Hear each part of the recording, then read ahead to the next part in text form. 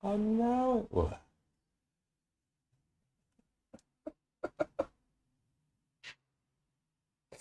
Now it works.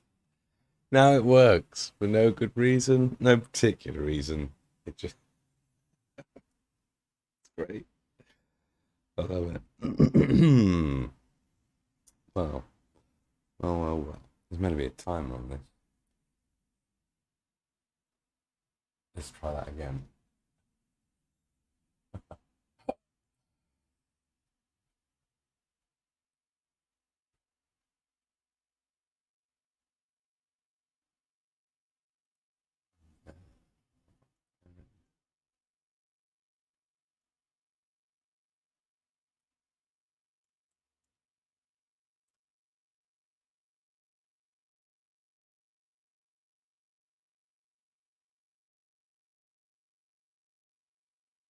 Right.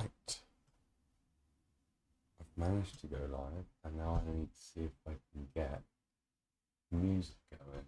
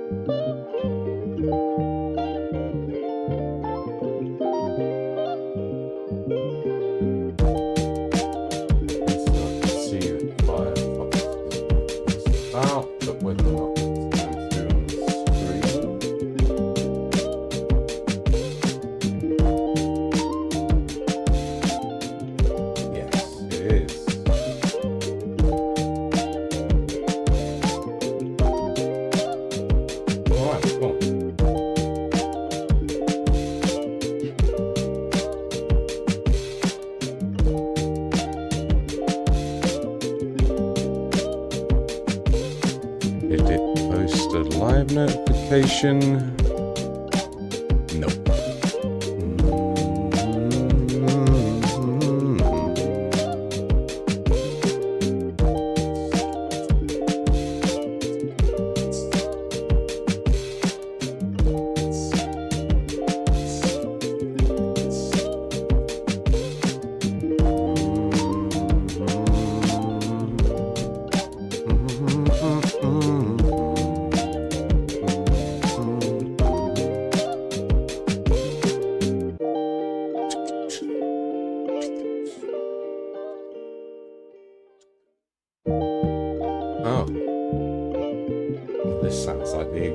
Same tune, doesn't it?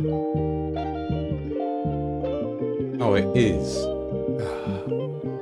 Hopefully we don't end up with that.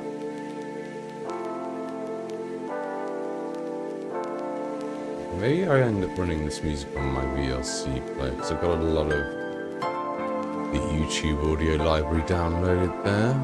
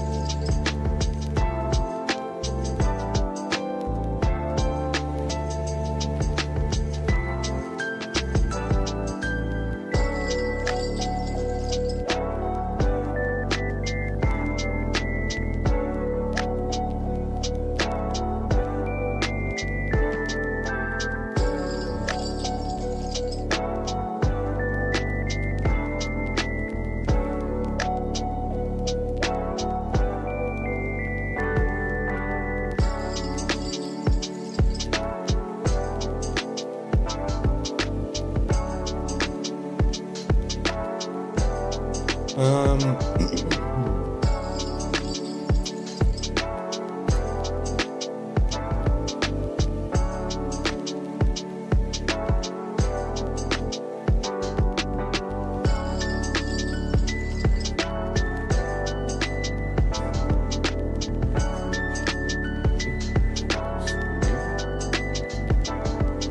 you go.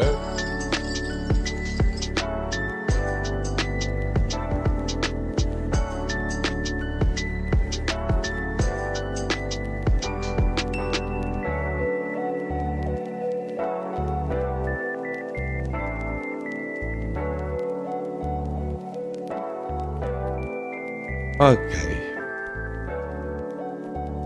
Sorry about the delay.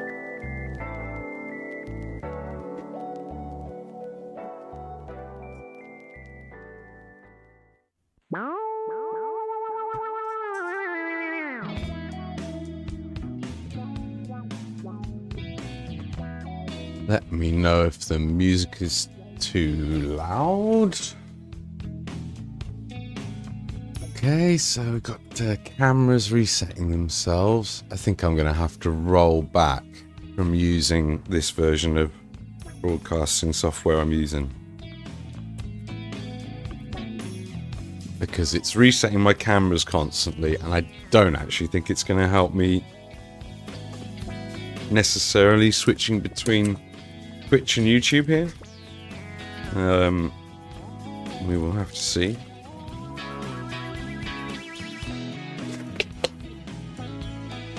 Took a lot more finagling in the back end to actually allow us to go live than I expected, which when we used to go live on YouTube before wasn't so much of an issue. I think the software is kind of designed for having Twitch as your front and as your main live outlet.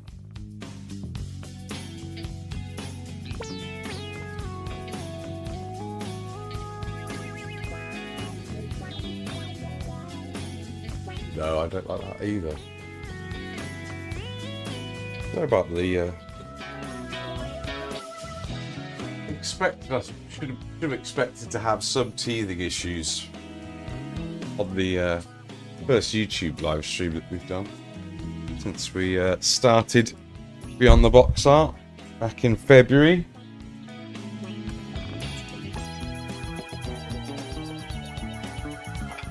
Right, we're going to be picking up a different one of these lads. He's most of the way done. We were doing this yesterday.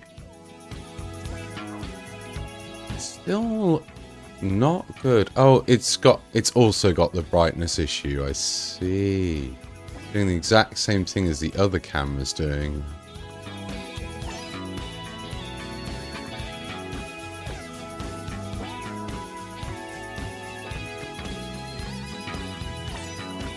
Okay, that's good. Looks normal. Looks about right. There you go. Hey, totally Diorama. How you doing? Welcome in, man. Welcome in. I'm getting used to my YouTube live stream setup. Give us a second. There you go. Number one. Audio's perfect. Good. You work out, but always teething issues with most technology nowadays. For sure. For sure. Apparently our bitrate is a little low, so we'll have to up our bitrate for YouTube live streams by the looks of things. Maybe Twitch takes a naturally lower live stream bitrate, so almost double. It's over double, in fact, is what YouTube wants. So I guess that is probably YouTube saying, hey, we'll do a 4K live stream for you, which would be quite wild. If it's gonna save a 4K live stream for us, because we are outputting, potentially we're able to output at 4K. So if YouTube can take a 4K live stream, then I'm up for trying it. I don't know how well my computer will deal with it. We'll have to see. Hey, speaking of new computers, the The new Steam machine is pretty exciting. Tidying up my desk, converted into a model masking area as well as gaming setup. It's literally my life. And then the feeling. So I think I'm going to pull another one down and we're going to try and bring them up to a similar place.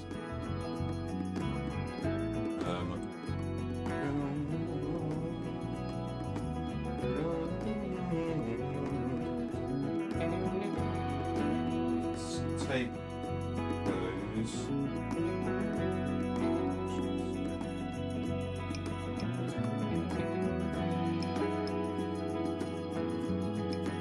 Oh, because this guy's not done, but if I can get them all up to the same point where I'm just having to do the final bit, because ideally I would really be batch painting all of these anyway, and not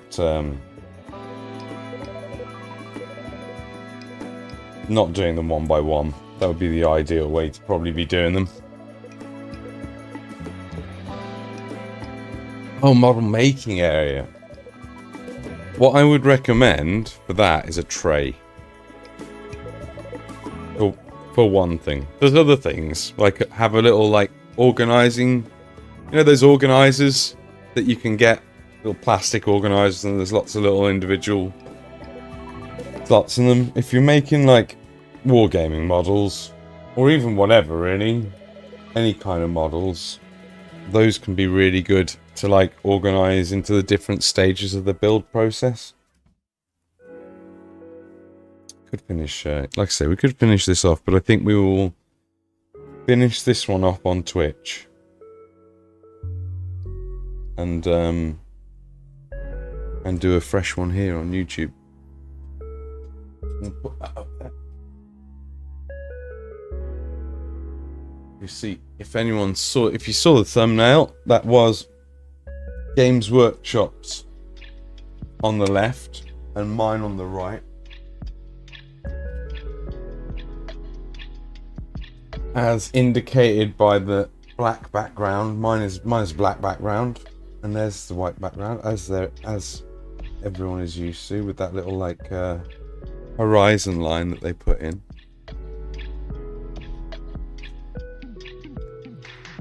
My desk could be a little tidier.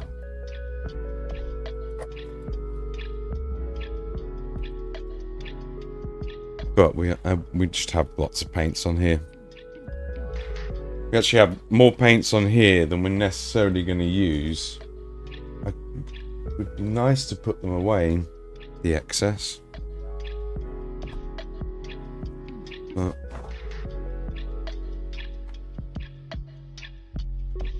yes, it'd be a bit different in terms of what music we'll be able to listen to, because I want to be able to have some background music whilst the actual live stream's going, and recorded onto the VOD, which is why I don't really want to dual stream and have one feed going. I was thinking about maybe making it on Fridays, that we would maybe dual stream on this morning stream, and then Monday, Tuesday, Wednesday and Thursday, I was thinking I would you know,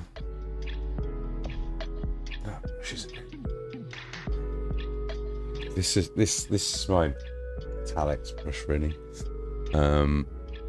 Nice. Have a look in a second.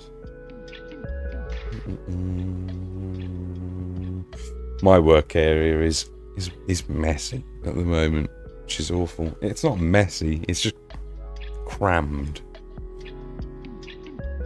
Yeah, actually, I say it's messy. It's not really at all messy. Tiny area that could do with a hoover, maybe. But yeah, getting a tray for when you're actually building your models, so that it contains the mess,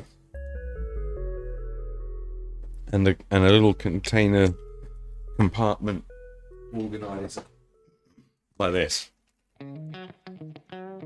One of them. Need to change the one of them. Very useful.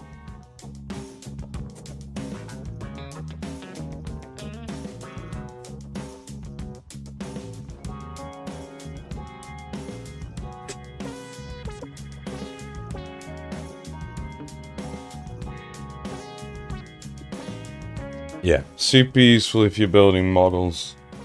Help keep the guff out of your painting area, out of your palette and stuff like that. Although your palette obviously would generally be closed during that period of time, but oh, sorry about banging the base cam there. Those out because they are dirty paint water from the other day, which I've used for making for soaping brushes up the ends of sessions.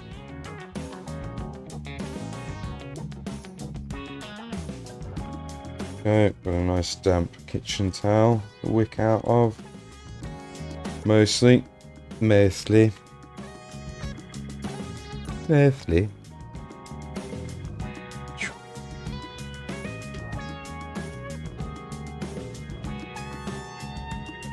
Right, I'm going to start with the skin, as normal. Weird not writing down a first redeem at the beginning of a stream. Really weird. Don't know how long we've been doing first since before February when we were running under a different name.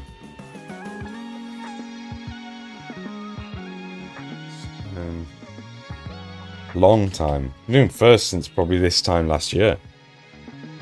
Marking down the Twitch first and doing giveaways and stuff from it.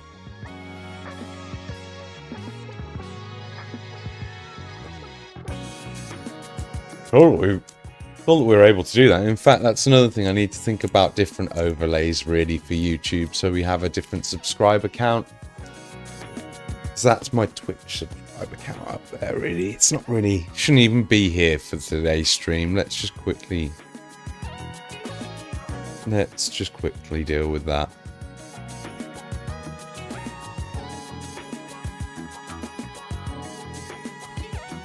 It's not on this overlay? A different one. Okay.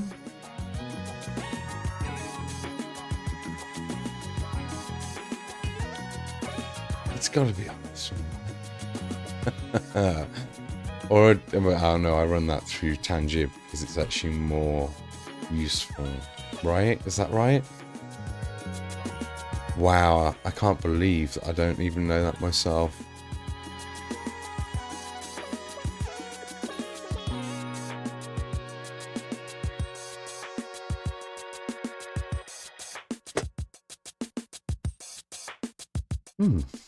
So that's on my live audio.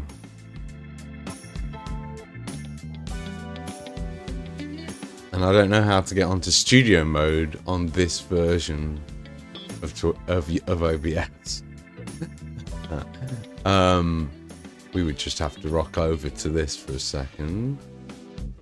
Is it on here? No, it's not. There it is. There it is. Bosh.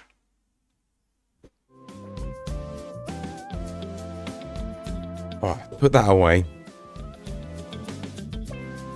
Brush maintenance vid, really informative stuff. I've never used brush soaps. I'm gonna pick some of that up. Oh yeah. Yeah, super useful. You gotta keep your brushes cleaned up.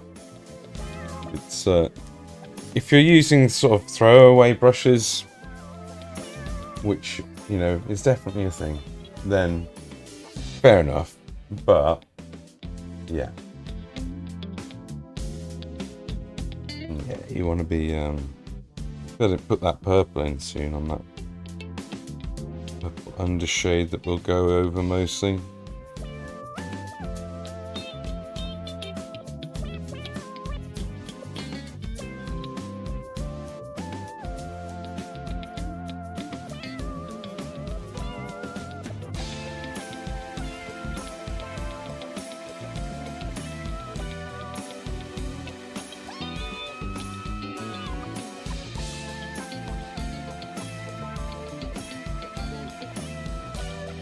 Obviously very close to the colour that we've got on there. Let's get the purple on there. Shouldn't really be highlighting already. No worries, no worries. Hopefully we'll have some other people join chat in a second. I've seen there's been more than one reaction at least in the Discord, so...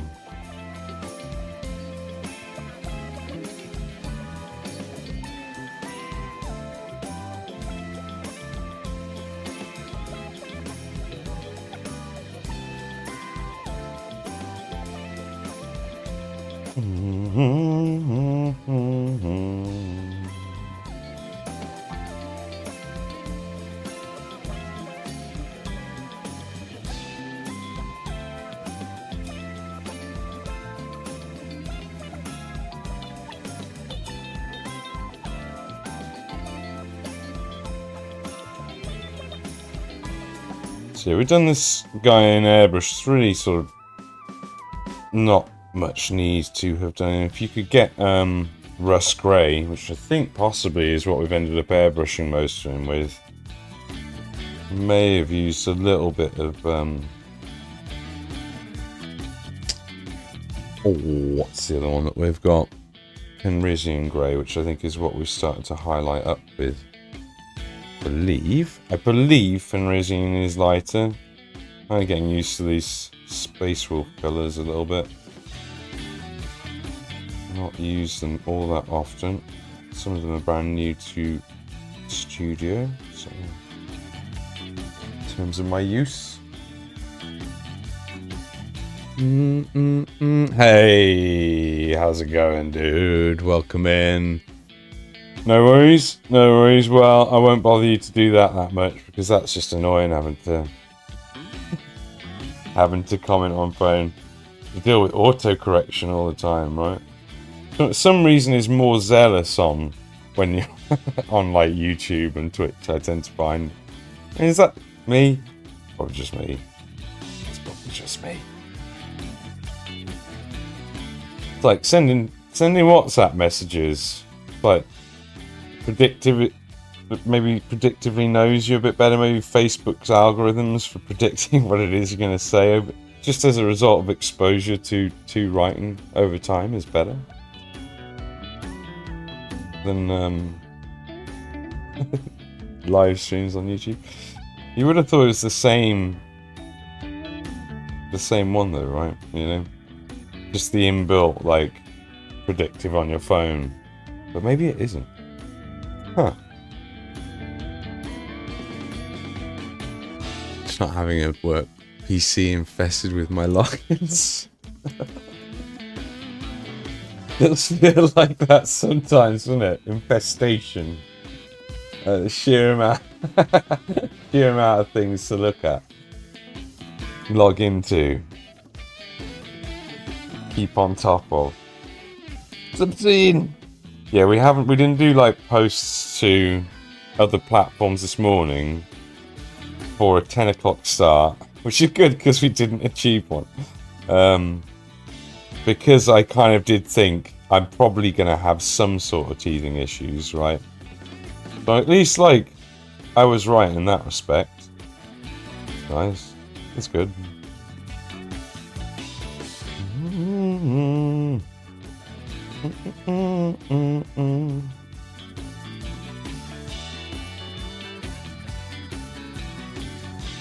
Don't really want to do much more purple than that, to be honest.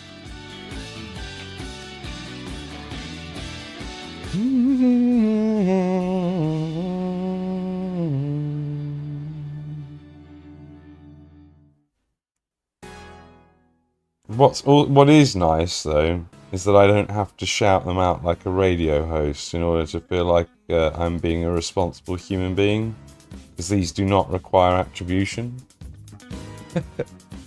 Thank you, YouTube Audio Library, for at least, like, you know, I say at least. It's nothing but a boon, really. YouTube Audio Library. Right. Back to what I think is Fenrisian Grey. Start our first highlights. We'll shade down a little bit as well. fact, I should start. Should I just do that? Plus, like, highlighting these legs isn't even the way, because the front of these legs are all a little bit darker. Like, they seem to go for more of a Dark Reaper vibe, like, much darker.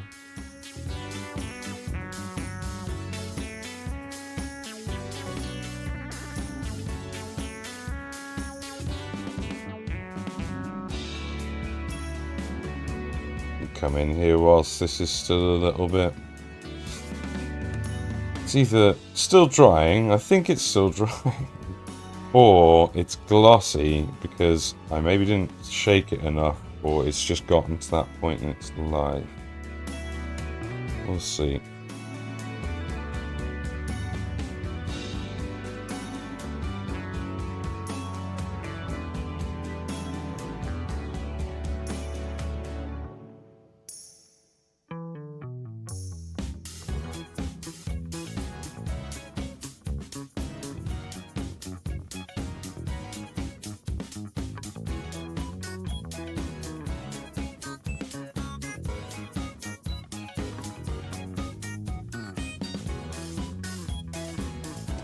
Feels a little bit bright.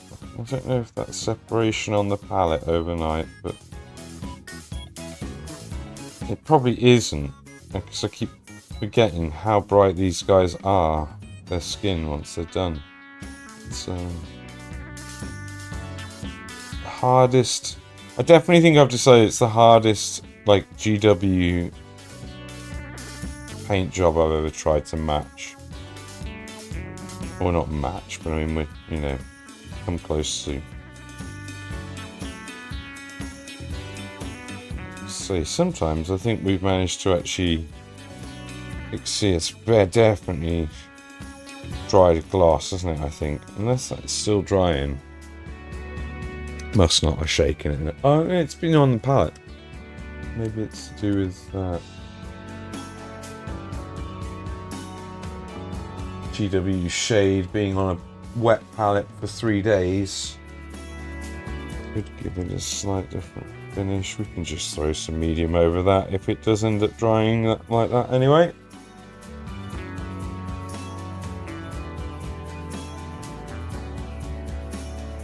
Welcome back, welcome back. Oh, you got it. Oh, it was adapting, so I've got to remember that it's a little bit different reading the YouTube chat, way that names display. There's no color indicator for me to differentiate people's names. It's just the logos. Yeah, I'm just going to darken these down because the fronts of their legs are much darker.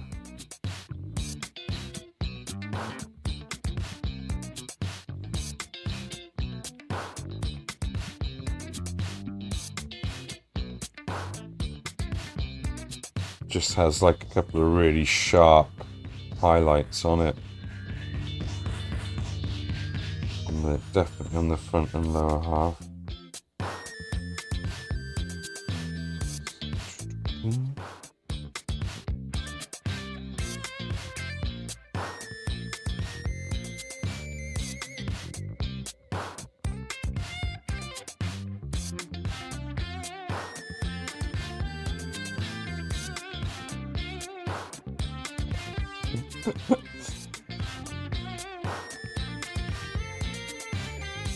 Colors would be nice for sure. Color user? What do you mean? What does it mean?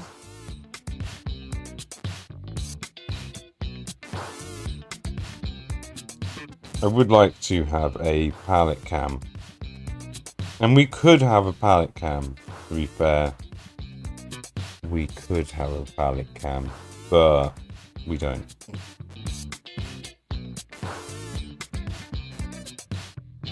I could set one up, I just don't know how long it would last.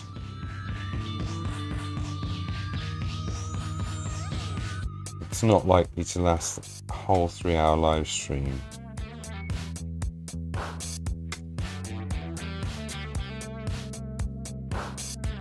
Although I can make the power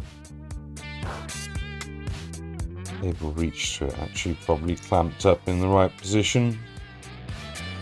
But that's probably a little bit more appropriate for these guys.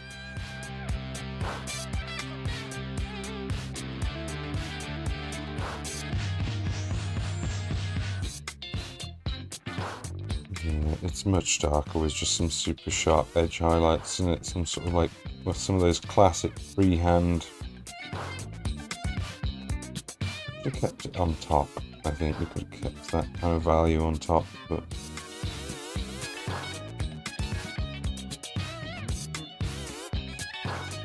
so it's still on fast. It's weird to be on fast whilst I'm on stream as well. That's another thing that's strange. Used to having broken fast, like before the Twitch stream. Like break fast usually around 4 o'clock. It's usually a little bit more of a like relaxed, steady morning than today's been. Question for what's your take on wash? Cleaning models after cleanup before painting. Cleaning models after. Cleaning models after cleanup? What do you mean? Cleaning them again after cleanup?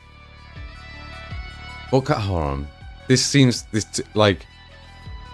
Are you talking about 3D printing and washing 3D prints? Because I have used in this case the term wash really to do with like using a GW shade paint. So just to clarify any confusion there. Clean up the sprues of the models.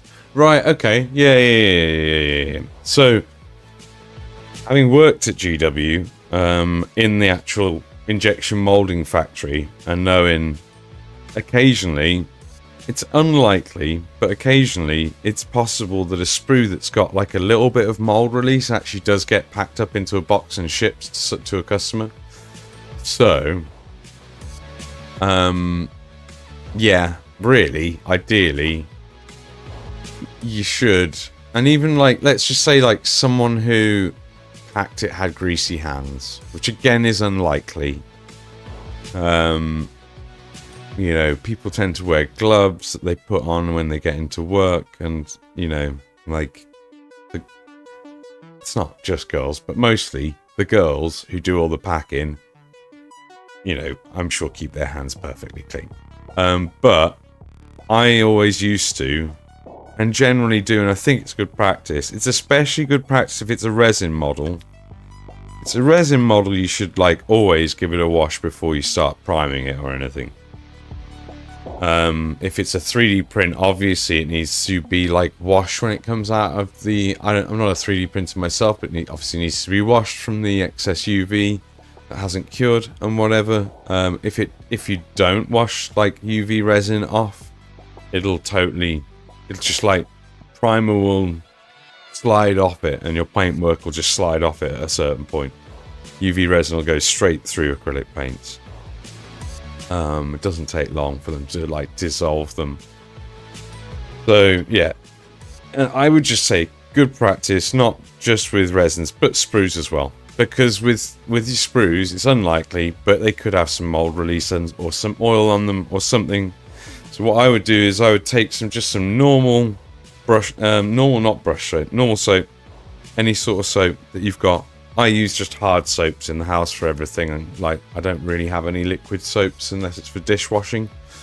But I would just get like an old toothbrush, an old knackered toothbrush, which is what I keep this for. And yeah, just rub that in get that watered up, rub that in some soap, in a hard bar of soap is what I do, and then just brush the whole sprue down basically carefully, and then wash it with, you know, lukewarm water or whatever to wash the soap off. Then let it dry, or like you can blow dry it as long as you don't have a very warm hairdryer. But yeah, you can totally do that. And that's like a great question to ask on a first stream. Because model prep would be like probably the thing that I probably should have thought to do as a first stream, even is like a stream where I just do model prep. But I would definitely do that, yeah. And I bought, so should I wash them? So if you got some 3D printed stuff and it's arrived and it's not been washed and it's not ready to prime and paint, that's not good. That's bad. Like, you should not use that, you know, or at least first you should most importantly let that seller know that their 3D prints have arrived not completely clean, or, you know, this is something that I hear you might have to worry a little bit more about if you get your stuff off of, say, Temu or whatever, maybe. Can't confirm myself, having not used that service to get 3D printed models, but that's what I hear. Do like a little bit up on his ankle and keep it.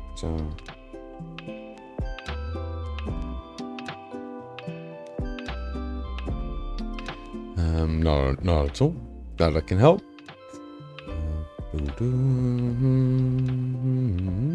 Missed anything? Almost said optional ways. Never put nice. Yeah. No, for sure. I'd say it's almost more important. With 3D prints, it's more important. But the thing is, with 3D prints, from what I understand it, you might want to use isopropyl to clean them. Water may not be the way or useful, and plus also you don't probably want to be entering that stuff into the water supply. Whereas, like, I would imagine mold release, again, don't really want to get that in the water supply. But if I had to hazard a guess, probably less harmful getting a little bit of soap and mold release into the water supply than 3D printing UV resin. But who knows? As we've established a few times, I'm not a chemist. It was cool to have Mr. Pigments come into the Twitch stream the other day. Yeah, that's the sort of thing which works for here, where we are right now.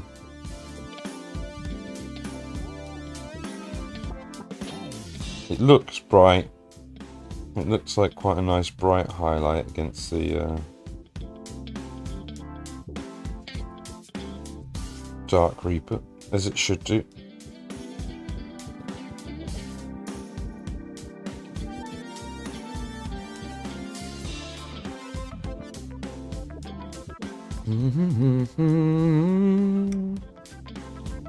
No worries.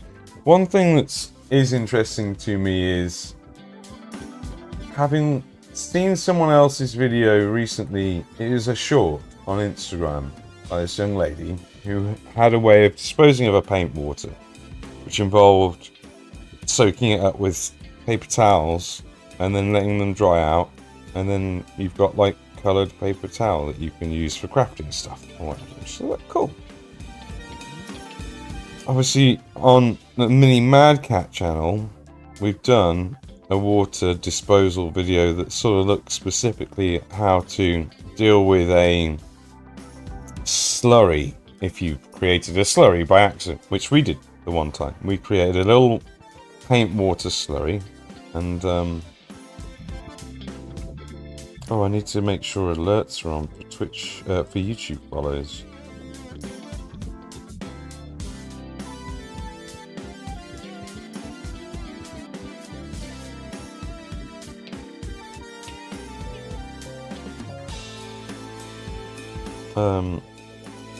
Oh, where was I? I got distracted thinking about the fact that my alerts aren't on for this platform, probably. That's it. Paint water disposal. So we looked into it. We created a paint slurry because we ended up throwing, by accident one time, mineral spirits into my paint water storage, which I store up because I don't like to just throw paint water down the drain, because I think it's very irresponsible to just throw paint water down the drain. So I don't do that. And the intention was to just do a simple flocculation, I think, was the aim at the end of it. Which is where you basically introduce something to the water which pulls the solids out. That's what flocculation is, from my understanding. And then it's a process that you do pre-filtering water. And once you've flocculated it, all of the a lot of the hard stuff gets pulled out. I think all of the solids basically get pulled out. But it would be interesting to know if microplastics are or not. Because whilst I obviously cleaned up a load of really disgusting water in the process, and we found out that it definitely worked, I'd obviously created something much more safe to go down my sinkhole. Despite that, I don't know whether or not it actually got rid of, all of it, you know? It's first of all, I wouldn't have wanted to have drunk it without putting it through another stage of filtration at least, and then probably remineralizing it too, possibly. But it's something that without the right equipment, I guess I wouldn't be able to see if it's gotten rid of all of the microplastics. But do a purifier in the dirty water. What we did, yeah. So what we did was because we created a slurry, we didn't want to flocculate it with certain things in that might have caused extra reactions to occur. So we put it through I put it all through a carbon filter or two, as in a carbon filter that I made with fish, you know, habitat carbon that you can buy. You can buy activated carbon that's meant for fish tank water or something. Filters, not sure. I've not kept fish since I was very young, and I wonder whether or not that was just a lesson in how things live or die. No, that wouldn't make sense. We'd already had hamsters that had long since departed. I think it was just wanting to have a fish or getting a fish from a fairground. That sounds right. Anyway, filtered this slurry that had mineral spirits through a carbon filter that I made myself, which was basically a big massive water bottle turned in on itself with coffee filters in it and the activated carbon in those coffee filters. And I poured all this slurry through that first, which obviously got rid of all of the got rid of the bulk of the hazardous, toxic mineral spirits and other contaminants that might have gotten in there over time. And then we did flocculation after that, and then we filtered the hard materials out, and we had clear water.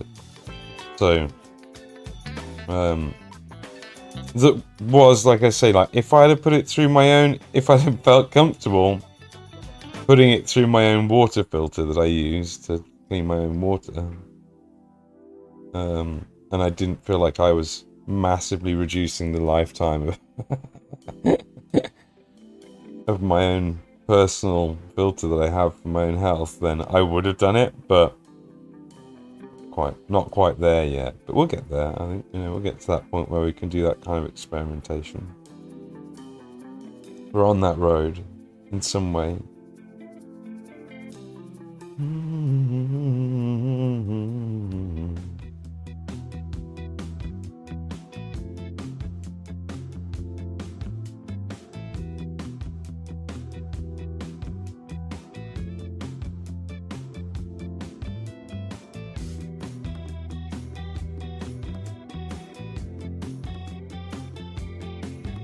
Build up these highlights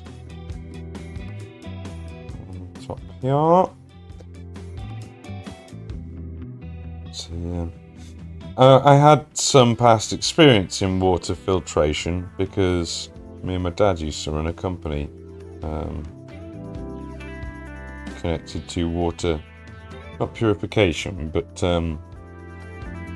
biocidal control, basically through copper and silver technology.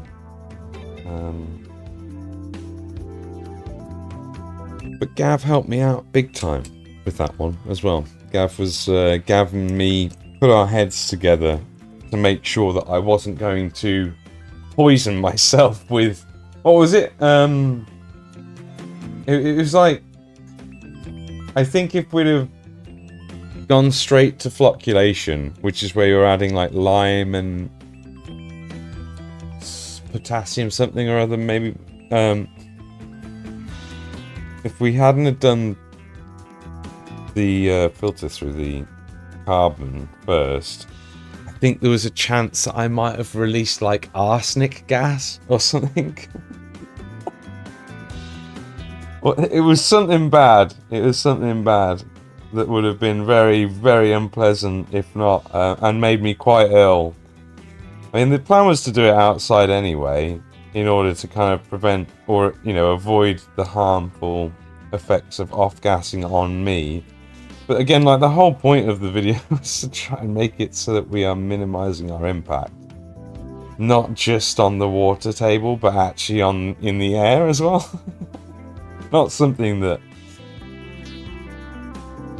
a lot of people were like, well, why don't you just boil all of that water off? And it's like, well, I'm sure most of those plastics probably end up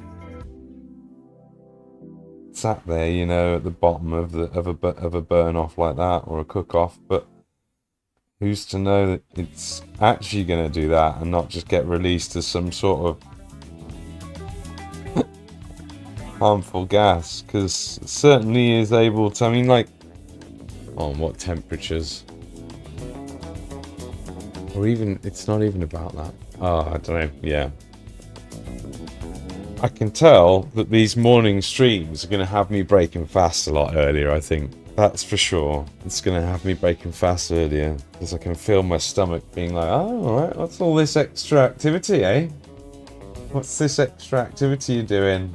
Can we just make it till midday? We've made it till... We're nearly there. Nearly there. We can make it till midday. But then I was kind of thinking with the YouTube streams that it would be it would be like a constant, you know, like no breaks like on Twitch.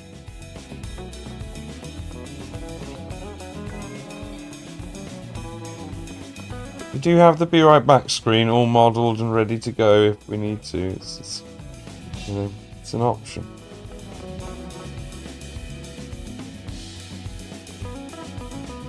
Alright, let's not go crazy on these legs, because they ain't as prominent as the other lad's legs.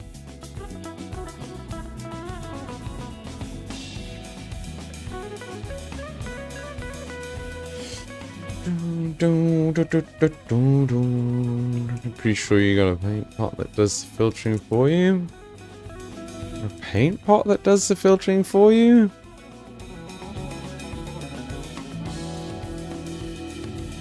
If I in the dirty water? Pretty sure you got a paint pot that does the filtering for you.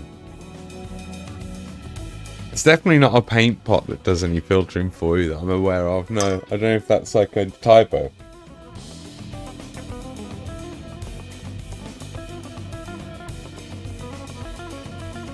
You've got, Green Stuff World have got their,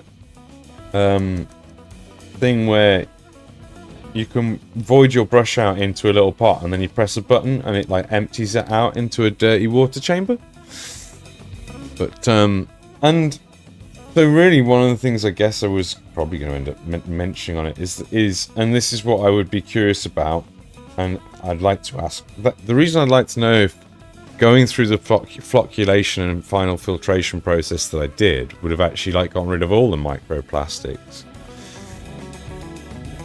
is if that is true, which I kind of doubt that it is, but if it is true, then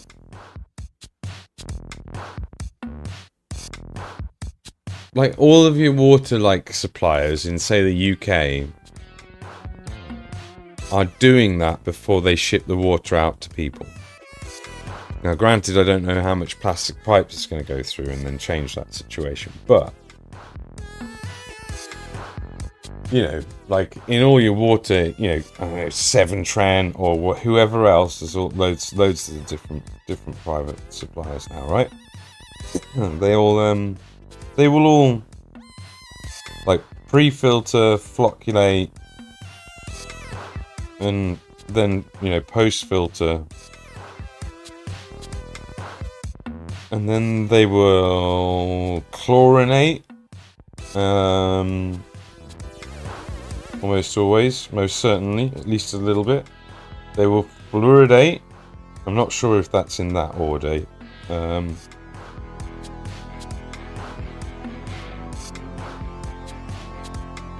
then I don't know if they remineralize or what.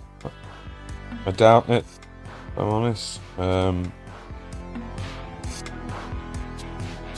But that would be like the process that I would expect them to go through at the minimum before sending.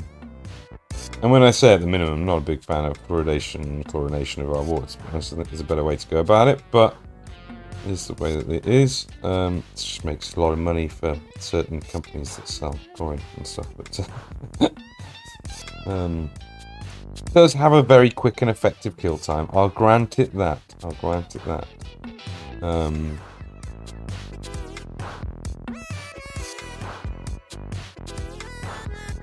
But that I expect them to go through those processes. And so, if me filtering my own paint water at home is effective, and I don't know how effective it is effective enough to, if I put it through my own filter, I'm pretty sure after that it would have been drinkable, basically. At which point, I'm pretty sure that they must be doing that as they send that through to people's homes in most places in this country, but just to say. Get paint pot, you add water, and when you press a button into the chamber it went through to a mesh filter. Right, paint pot. Brush water pot.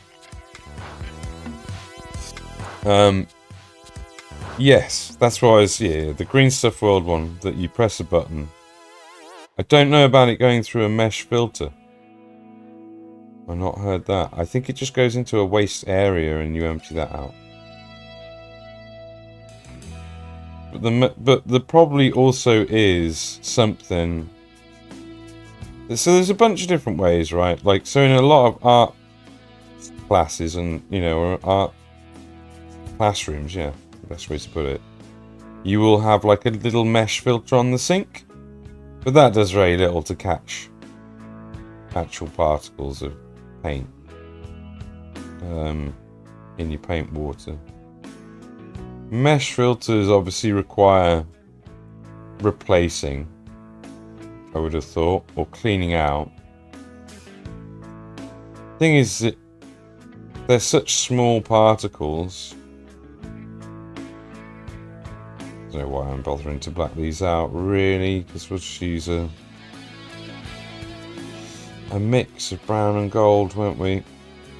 And it'll go on in one coat as a shadow layer. Oh well.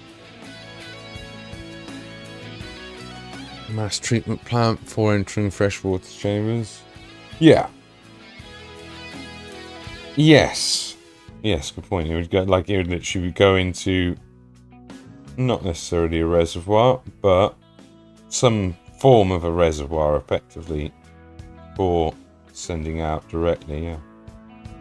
That would almost certainly be how that works.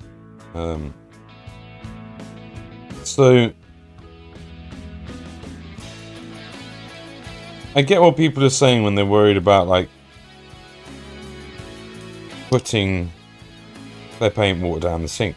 It's obvious that it's something I'm conscious of and care about as well, right? But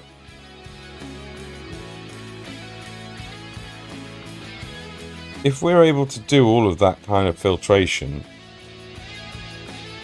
does kind of beg the question, in the cases of where wastewater gets sent to the sea, for example, as to why the fuck that's happening. Like, if we know that we're polluting, like, the natural waterways, but we also know that we're able to clean and maintain our own water supply in such a way where it's actually, like, in inverted commas, safe for human consumption. Maybe it would be wise to sort of have a closed water system to a degree, minus obviously drainage and rainwater collection and stuff like that could be done. I don't know. These are all questions that you would like to think that the big water companies are probably asking, but let's be honest, they're probably not, are they?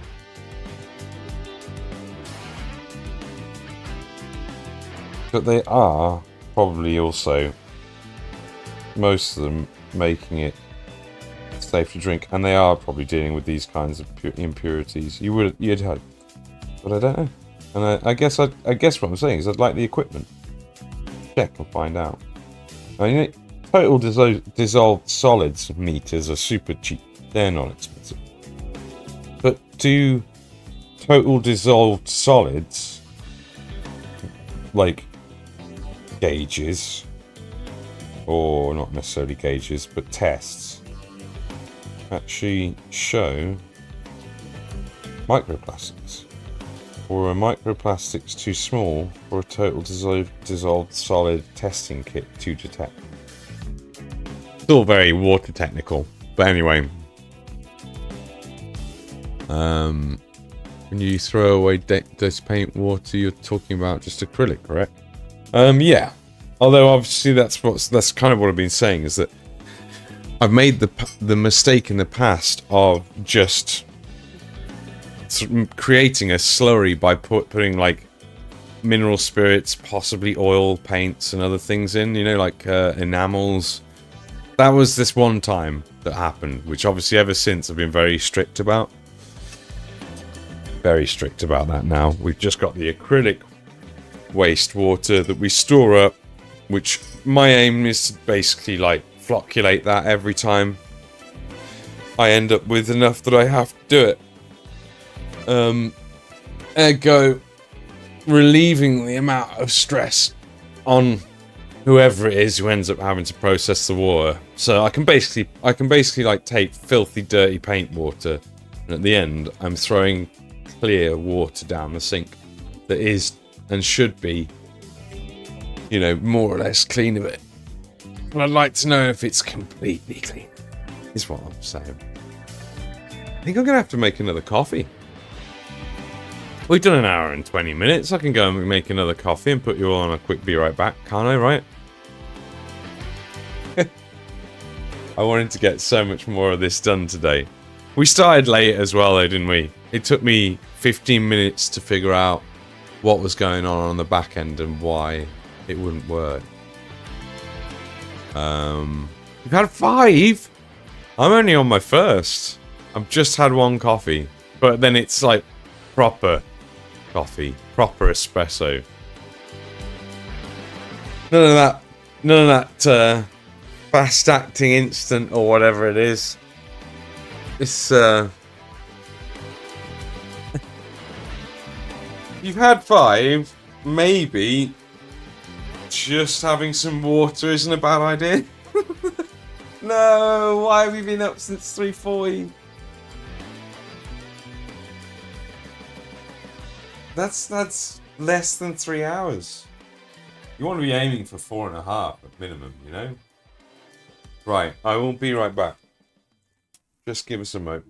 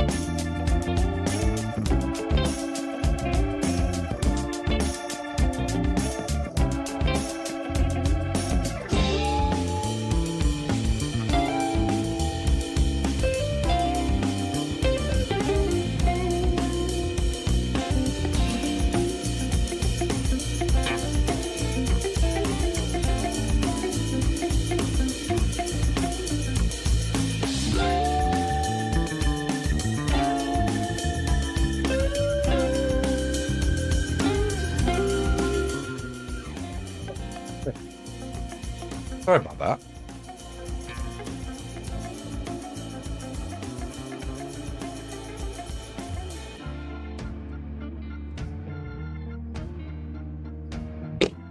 These are alright. Some of them are alright.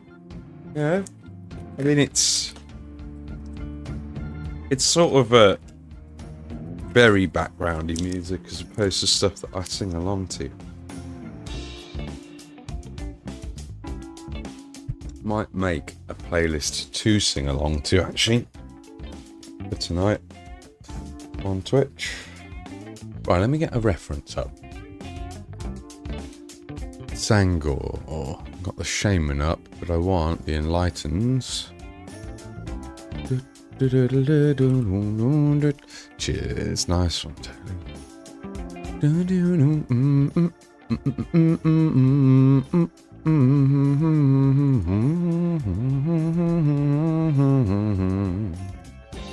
There you go.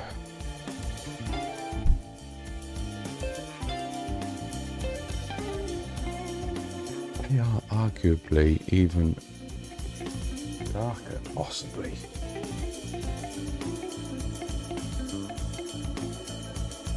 Let's get that. Actually, let's just keep the other lad up here. He's going to be useful for me to just have sitting there. See what I've done so far on the rest of the skin on them. That's fine. Let's do the upper half of him. Get that nice and bright. No midday nap. I slept all day yesterday. I need to hopefully sleep a bit better tonight. Yeah, sounds like it.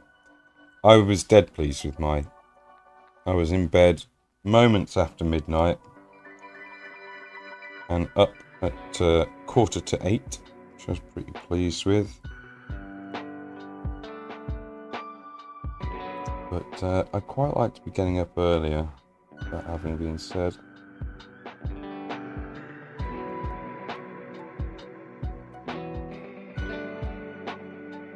Ooh, a little shaky. Alright. We basically need to kind of like go way harder on the upper half, don't we? That's what I learnt on the last one.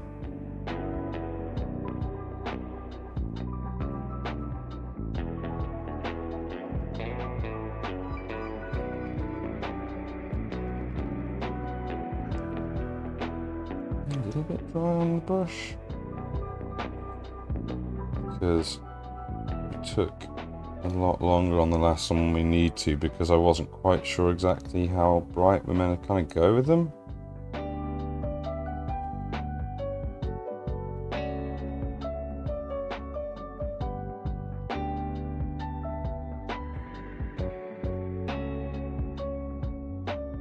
This would be a nice awkward space to get into to get a nice edge highlight on.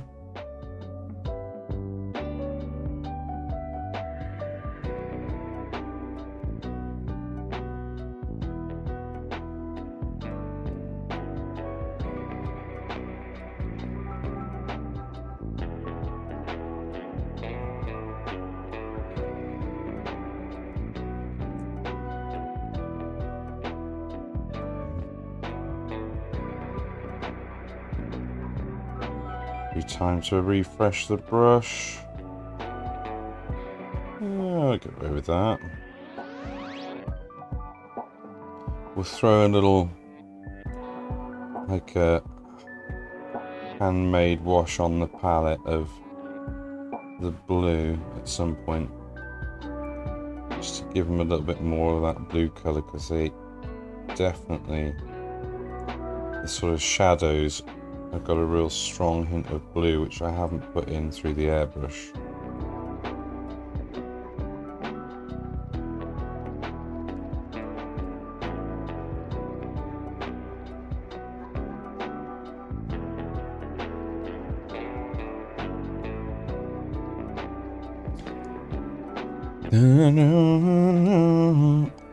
Midday naps are amazing if you can have them. But obviously most workplaces for sure don't allow them.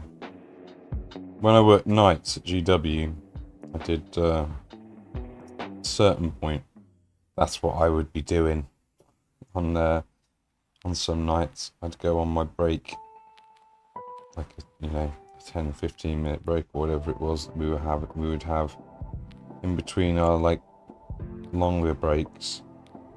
I would go and literally lie down in the cloakrooms on a wooden bench and just try and get some shut-eye. It was not always successful.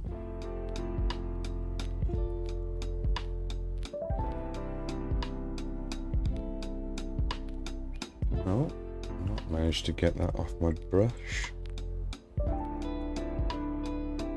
Oh, took some paints dried on the brush, so I might just take that straight to the soap. I don't really want it to be hanging on to dried paint whilst I'm painting.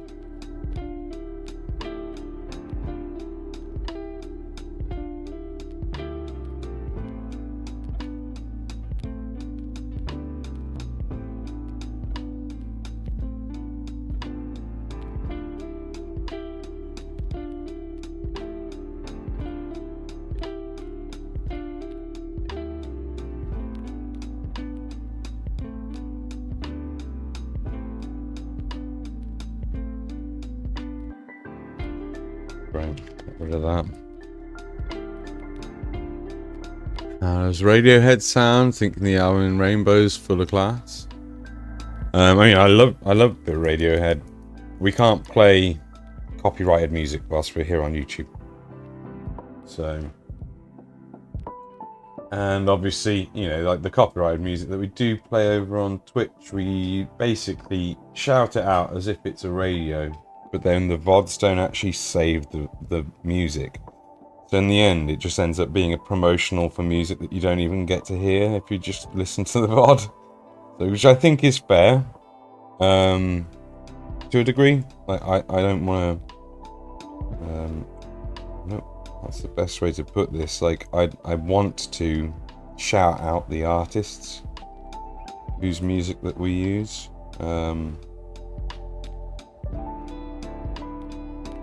So it's the way I would do it anyway, but it's kind of necessary, I feel like, to avoid it being something that we'll get in trouble for on Twitch. If we saved that music that we listened to when we were live on Twitch to the VODs, then we wouldn't be able to, like, you wouldn't hear like any of the stream because it would all be muted due to copyright reasons. So we restrict it to the live stream, and we don't allow it onto the VODs. On YouTube, there is no option to split your live audio and your recorded audio. So this is what we've got. It's the YouTube library, more or less. Either that, or we get, and this is an option, music that is free to use and in, say, public domain.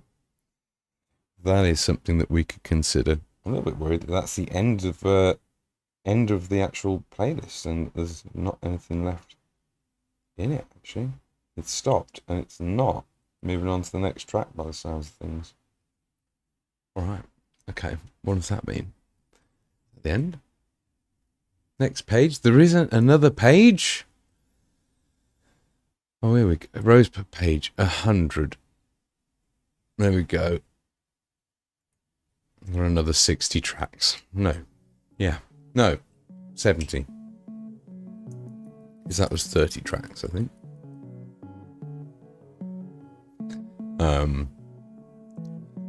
But yeah. No, if you fancy listening to Radiohead tonight when we're on Twitch, I'm up for doing that. But fair warning, it will mean that I'll probably sing along to most of it. Because I know it all. And I mean, like, I don't have their full collection, but we'll be able to get that album if it's on YouTube, because we subscribe to premium here. It's the platform that I consume the most content from. YouTube is, without a shadow of a doubt. Although I've been balancing that a lot more with Twitch recently. I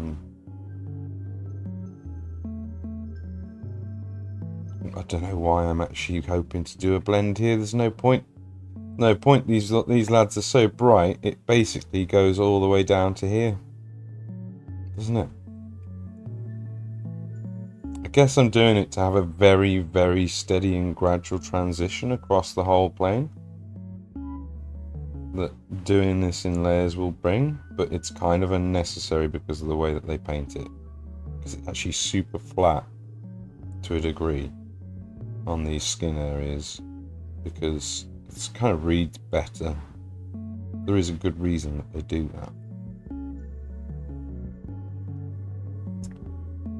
Especially on like muscles and open skin, I often like to kind of like have really noticeable gradients running across them, and like I'll accentuate muscles a little bit more sometimes, like I did on the front leg of the shaman that we've done, like effectively done kind of freehand compared to what's on the actual box art, in order to accentuate a few muscles. We're doing that. It's more exciting, but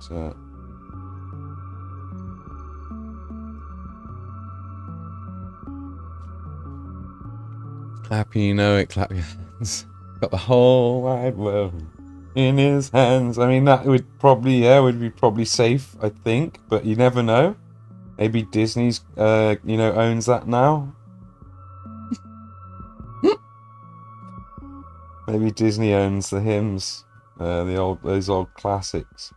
I mean, it's not exactly an old classic, to be honest. To be fair, it's more like modern. What is it? I wouldn't even say Church of England. It's like even Anglican. What is that? That kind of song.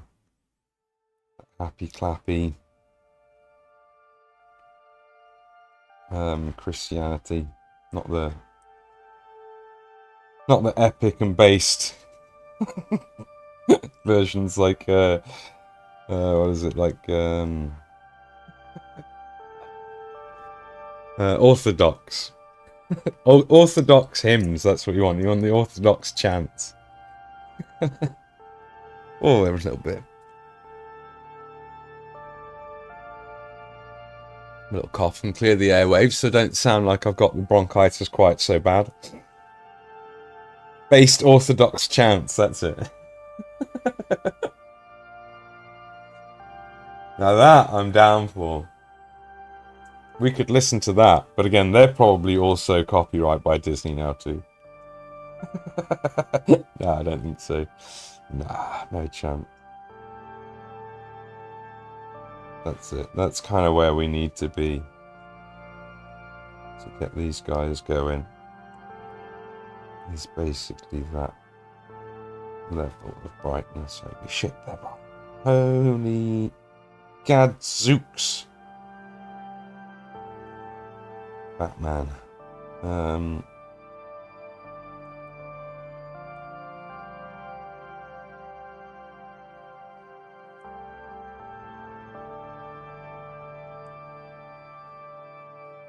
you go.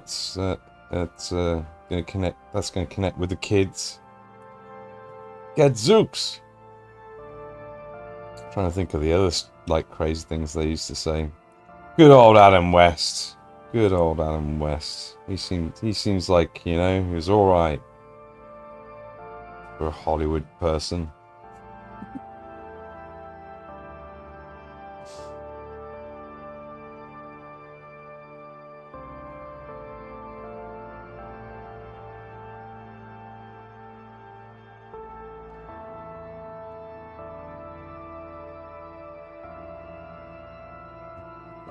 Wait, and pull that back to that.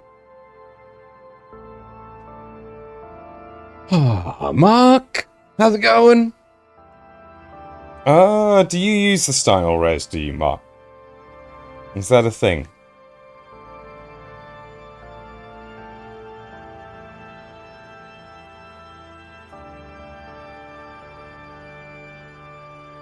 You do?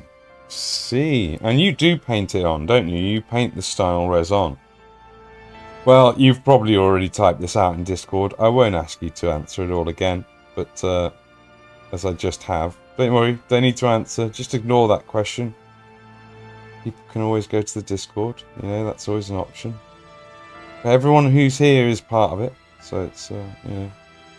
And if you're not, there's probably a way you can make your way there. Just need to say something in chat. And maybe someone will help you out. I don't know. I am going to be implementing like the kind of more up-to-date Discord kind of rules, even though we have the written rules. We're going to, like, I'm going to update to the type that you have to actually agree to.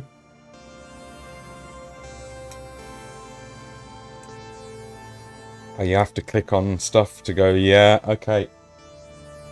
Yeah, alright, I agree not to be a douchebag as much as that's going to be difficult.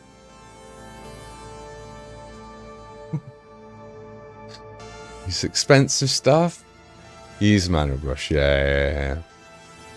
Expensive stuff, the style res. I think it comes from the States, I think that's the thing. If I'm not mistaken, I think style res might be an American product, which is what I tend to I tend to actually like to ask people, like, where are you from? Not to be a weird creeper or anything, but because you might get better prices, you know, from certain manufacturers because of their locale, basically.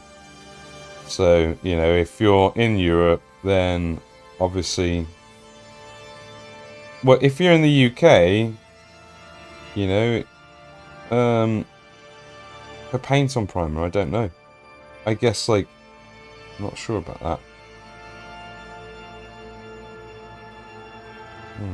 But, where is it going with that?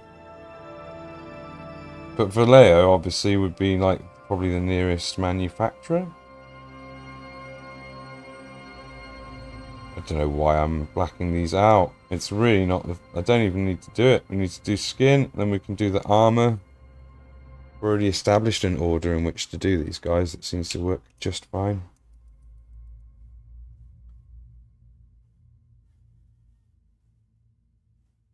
Carry on with thin resin grey. It's about 18 quid a bottle. Amazon sell it. They do, right? Okay. States I'm seeing. Making to agree to stuff. I hate contracts. Can't I just bring coffee and pizza?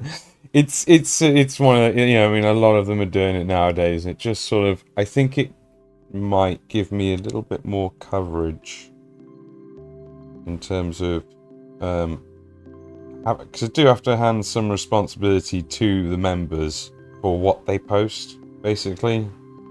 Which, whilst there is sort of a, I'm pretty sure the first place you're brought when you come in is where the rules are. I kind of need to make sure that that's the case. For my own and your, or like all of our kind of benefit, really. Like, one of the main things that is a rule for me and on my Discord is people not going and cold contacting other members for, like, sales reasons. For example, we can actually go higher up on these fingers. Leave just a tiny bit of that shadow.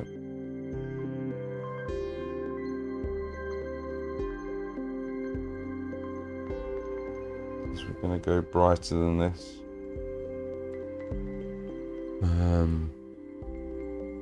Smaller bottles, you can, yeah, that's true. But also, like, I mean, if you airbrush primer, it takes a long time to get through it. Like, you get through a lot of models. Wow, like a lot. I think over 7 years. And granted, I've sort of typically, like, I usually would, like, airbrush something black and then give it like a grey primer over most of the top of it, and then maybe a white primer from the top down, and all using primers when I could just use like an ink or a normal paint after the first coat of primer. That's what I've typically done in the past. That's what I used to do. But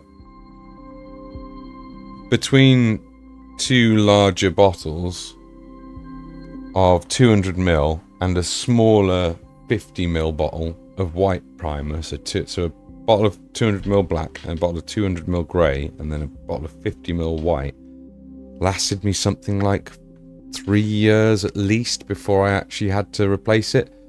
And bearing in mind at that point, within 3 years, like I'd painted 2 armies for myself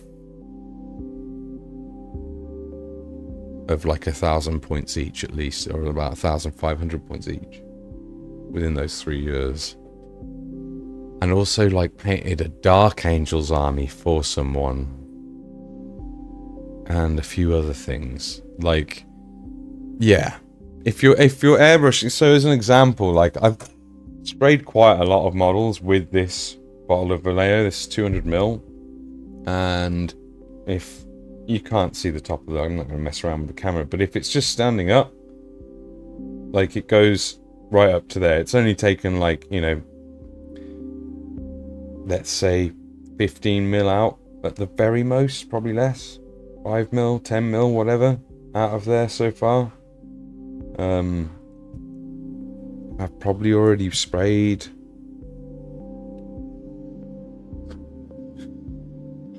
this is a fairly new bottle, but I've probably sprayed something like 50 models with it. So, but if you hand paint it, then I would expect that you will go through more primer when you're hand painting it than if you were to airbrush it, because airbrush just applies such thin layers.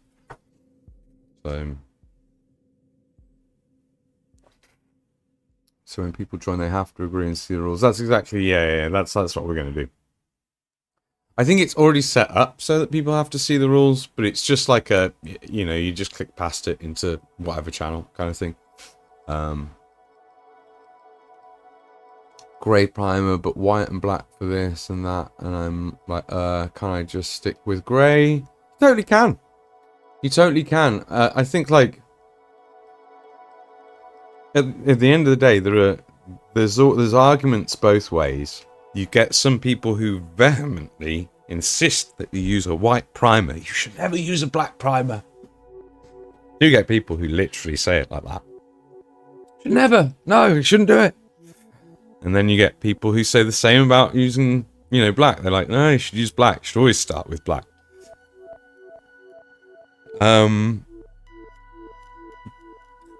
I like starting with black as a primer because I like I quite like heading upwards. I like sort of having that, or like going straight to the mid-tone and having like a really stark contrast at the beginning between where my shadows and my like mid-tones are, just to like visualize how I'm going to blend things out or change things or whatever as I paint. But like typically I would do a zenithal prime, which if you don't have an airbrush is just like, you know, spray it with, we'll cover it in black and then give it like a top down stroke dry brush or whatever over brush of a grey, and then an even lighter one from just the very top or whatever. Always start with blue. There you go. I mean, you could always literally there's no hard or fast rule. It's whatever works for you. But I would say, like, with these guys, the reason that I've gone for a grey is because they're just so bright that it doesn't really make sense to start from a black. Welcome in, Banana, by the way. Just doesn't make sense to start from a black primer for me for these models. It's going to present way more work having to work up in value that much. So just avoiding that by starting from this sort of lower than middle grey, you know? Because really, like, even the undersides of his arms want to at least be that bright, basically, in my head. Like with that, really.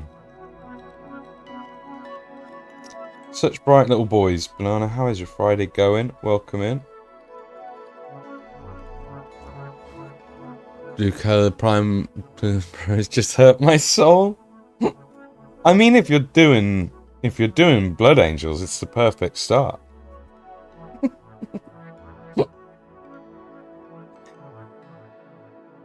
Right? Right, chat? Because that's their main color, right? It's blue. And why I'm doing this, I almost shouldn't do these shoulders, because we're going to be running reds into them, a little bit of purple and into reds.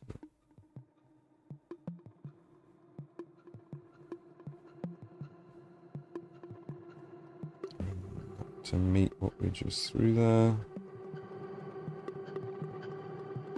Go.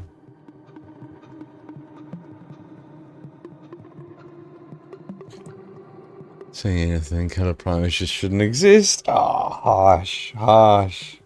No, I don't know. I mean, I'm down with that. I'm down with the color primers. That's cool. It's cool. I've seen people come, release the product, and a lot of people use them, and I'm like, cool. If it helps, it helps. I mean, I do a lot of undershading when I'm doing my own stuff nowadays. I'm not doing it with these guys because we're just trying to sort of do box art, basically. So no undershading involved in trying to do a GW box art, really. Could do, and it would probably just make it all look a lot more interesting and cool. But pressure cast resin has mold release, so use soapy water to wash with. Yeah. We said that earlier as well. Like, just resins of any sort, you should just do it. Your UV resins, you should arrive clean, but if not, then use isopropyl. Yep, there you go. Sometimes it remains, so I flash with the UV LED inside the model if it's hollowed. That's a good shout. And even just doing the outside of it or whatever, Mark, it's a good shout. I'm trying the other day, so everything. Didn't even see the rules till I clicked it. Okay, there you go. Well, that's okay. We'll fix that. I've been seeing awesome results using black primer, then use white primer for dry brushing, and I'll some good ideas. Yeah, I mean, like, there are some really incredible painters who start with a white primer, get amazing results. And they are the people who will go, no, you should always use white primer. But then you see people get amazing results with black primer. And with coloured primers as well. Although probably less so.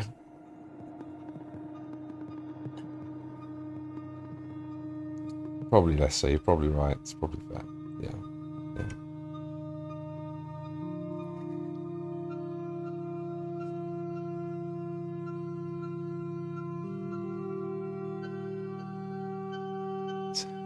I think it comes down to, yeah, in the scheme, absolutely. If you were painting like 100 ultramarines, to be serious for a second, then spraying them with Calgar blue or whatever would be a great start, There's no denying it. There's no denying it.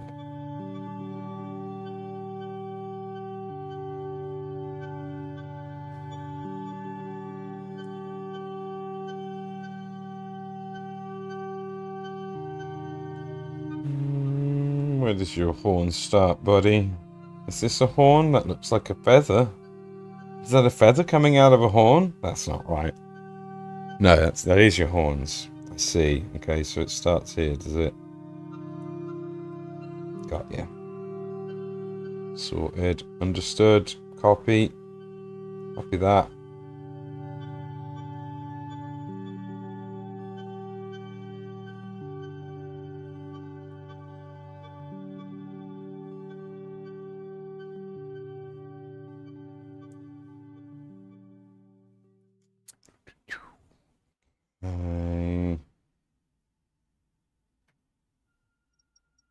I'm hearing a strange noise.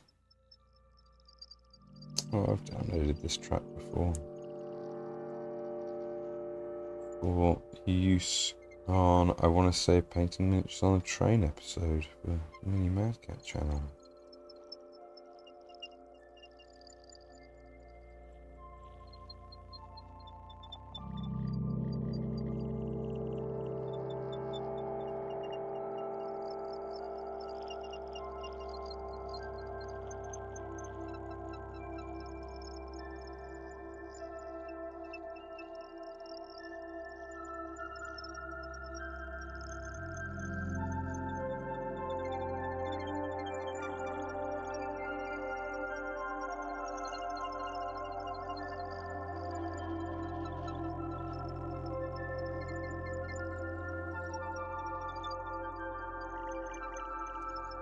Even look to give it that wash sooner rather than later. A tiny little bit of blue in here to make it all pop a little bit more, because he's looking very grey at the moment, and they are not actually this grey.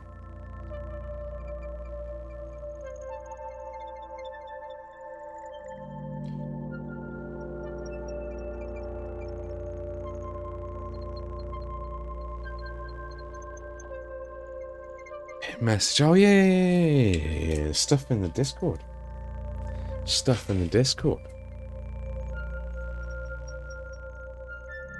What have we got?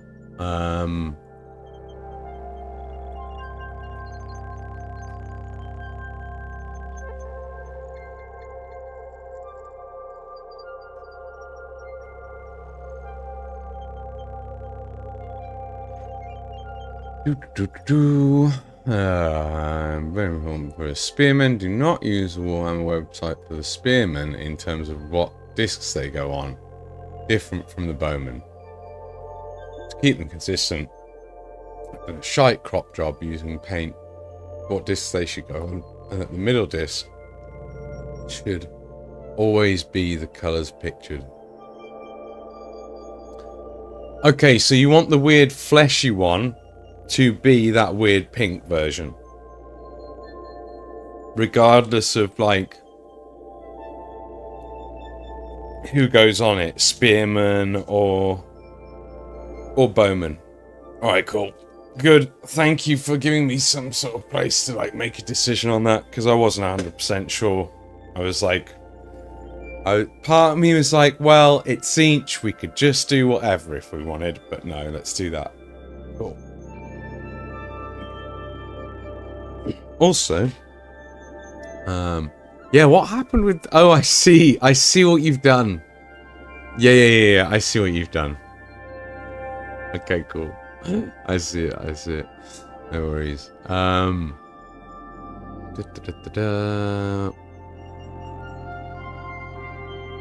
Whip room.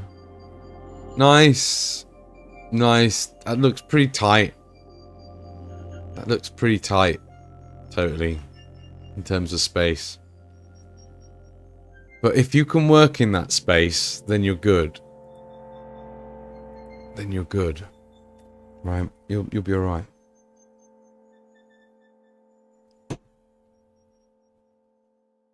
Art. Hey, Artie.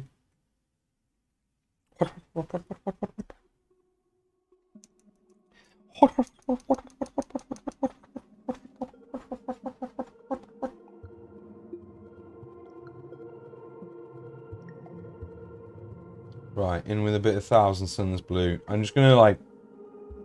We haven't got nearly as much as I was hoping to get done, because a little bit of teething issues, and because I'm just getting used to YouTube live streams. Oh, that's very dry, babe. That won't do. Working, there's a couple of units and shelves coming also. Yeah, just a couple of units and shelves. That's going to not take up any of that space that you just pictured though, right? Like, you're going to keep that space clear, yeah?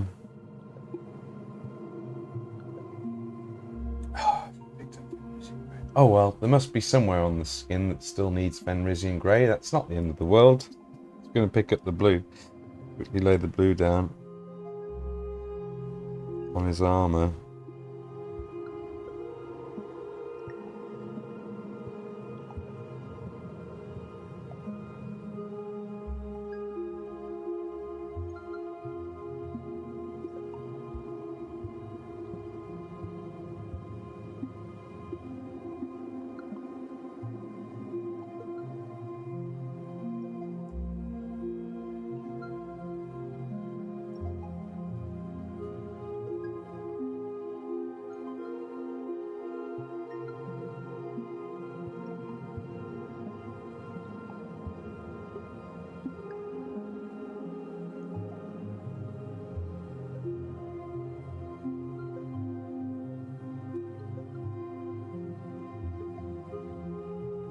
Where does his bottom beak start?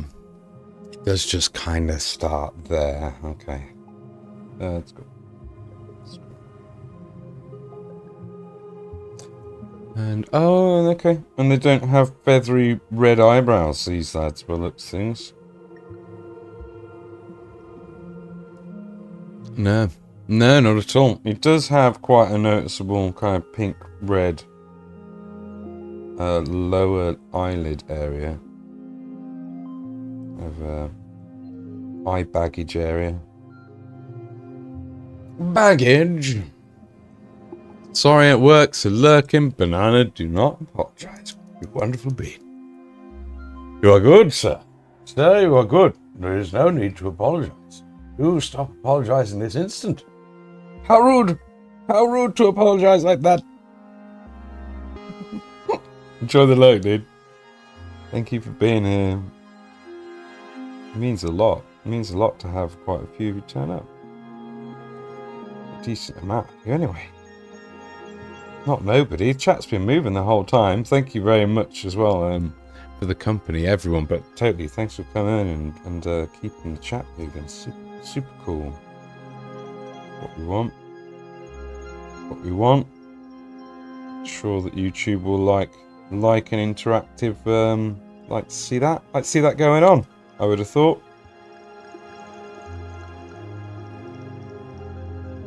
Wonderful. Excellent. This is kind of unnecessary. This is definitely not what they do on the box art, to be fair, but this purple is the root of the feathers. It's not really a thing. They've used something to wash it down in order to make it quite dark down the bottom, I think, of each feather. But it could just as easily be like a flesh shade or a black shade or anything. Not 100% clear. Point is that you're not really going to see it hardly at all once I get to putting the red on things. So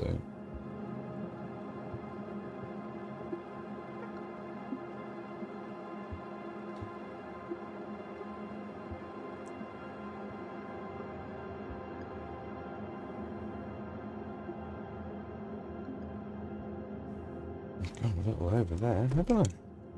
Too late. I think that's too late. That's there now. Yeah, just play it this way. That's all good. That's all good. Hopefully, the music's alright. This is a bit of a quiet track. Singularity by the Grey Room. Yeah, we don't need to shout these out because they are attribution free. Thank you, the Grey Room, though. Your music. Thank you all of these artists whose music that we're playing through the YouTube audio library. Much appreciated. Yeah, we can do this.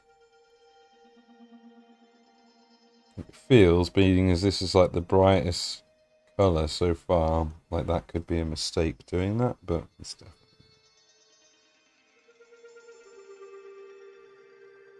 Because we're going to be going much brighter than that.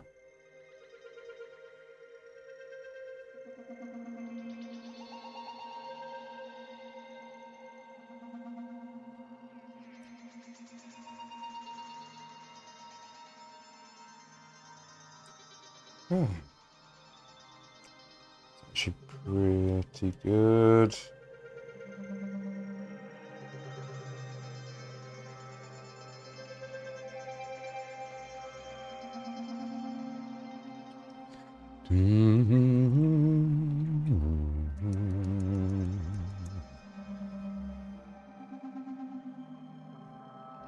It's maybe not quite enough rhythm to it though. My skip button doesn't work. I think this is going to possibly be, this whole album might end up being a bit like that.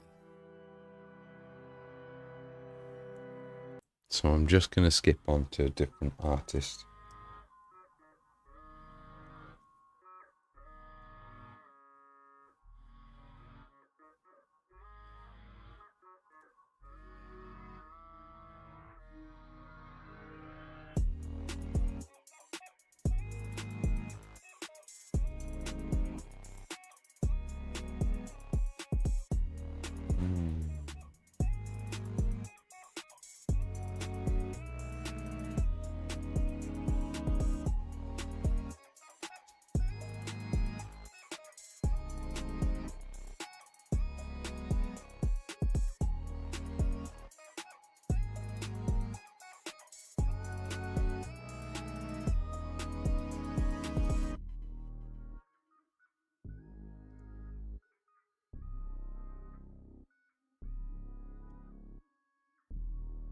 And then the shoulder the same as the other shoulder.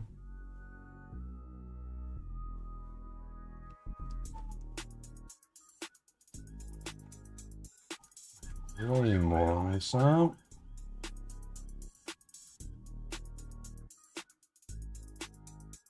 Apologies for any sirens if you do end up hearing them.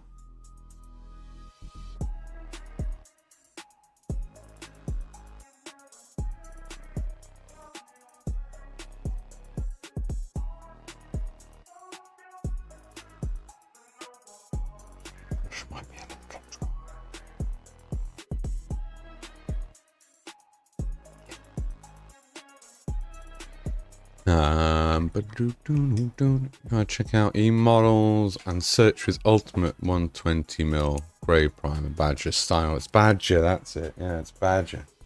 Well remembered.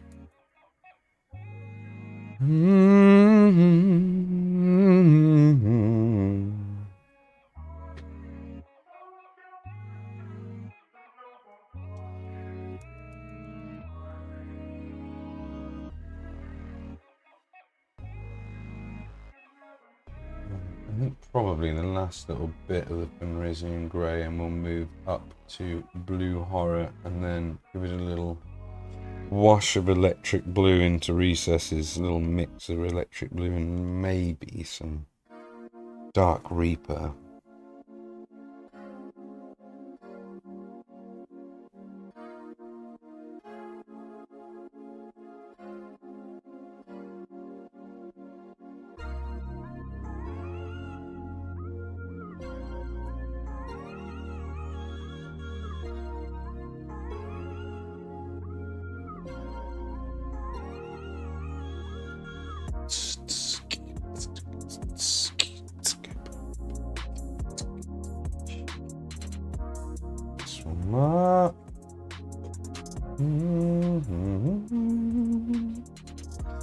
Yeah, I mean, like most mini painters, to be honest, that I have like watched and learnt off of on YouTube myself, have often used Tzangor Res and recommended it as their go-to. So, but I think that is largely because they are American.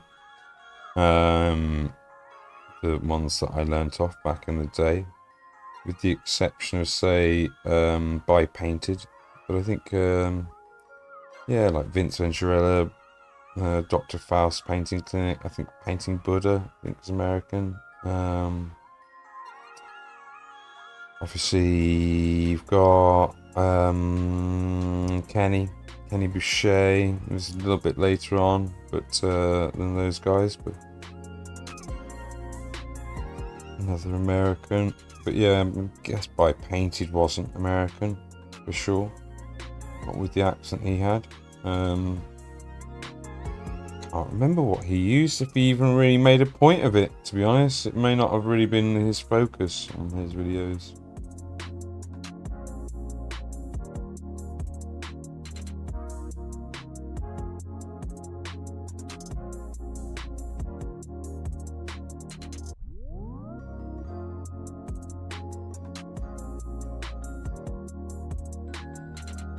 Yeah, I think we're ready for the next colour on his skin.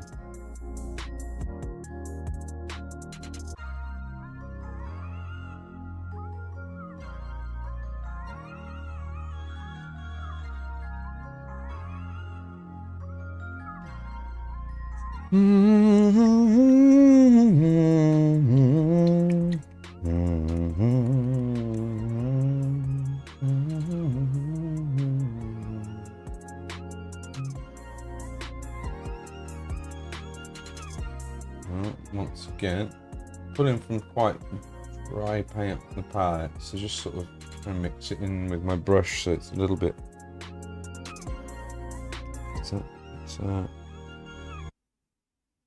Alright, and this is kind of our main highlight colour, really.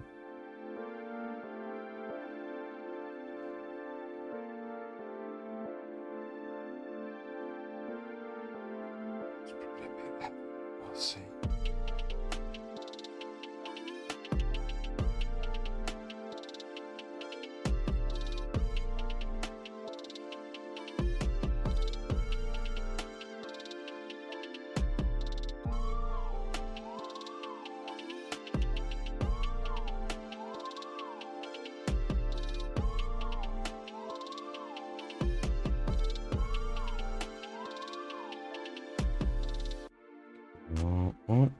dragon.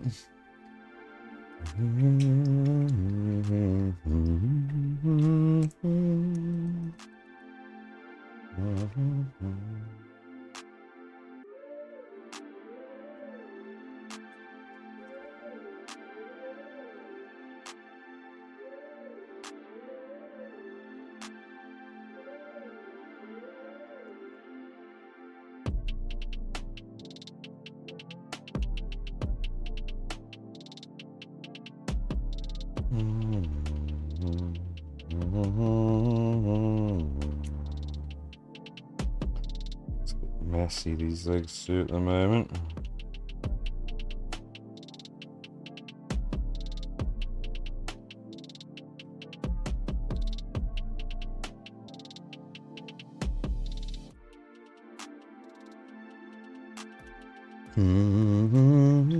I'd like to at least get the skin all finished on him in this stream. Brush palette would have probably helped.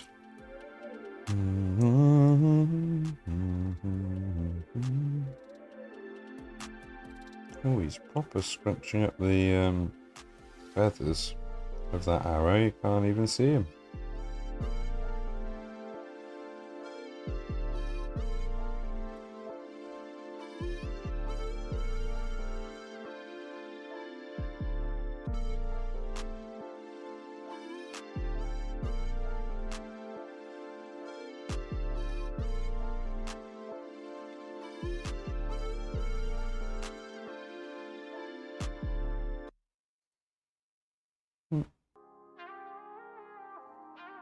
Right. So my bike is ready for pickup. I'm looking forward to getting on that later. Seeing how that's running.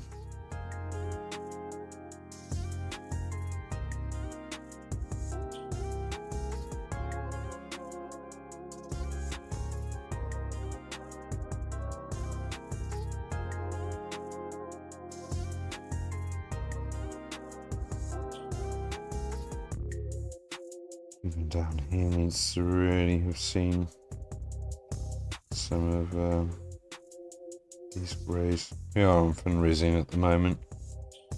It looks quite bright, but it is in the darkest shadow there.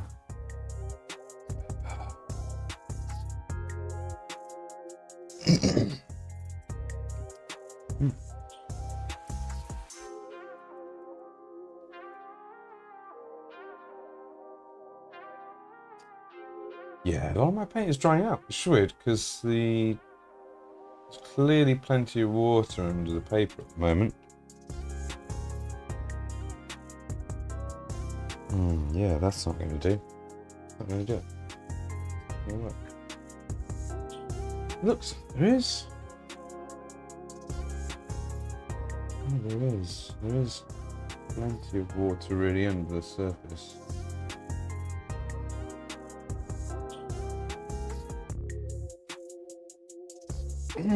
As well as my paint, mostly all pretty dry, unusual.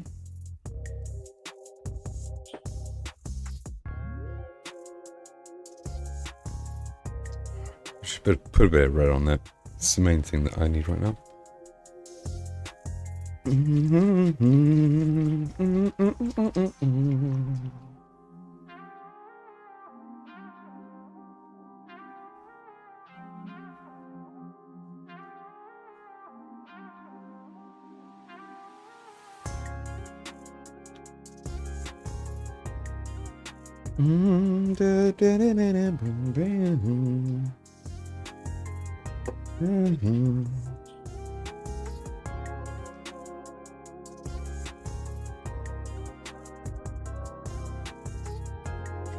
Yeah.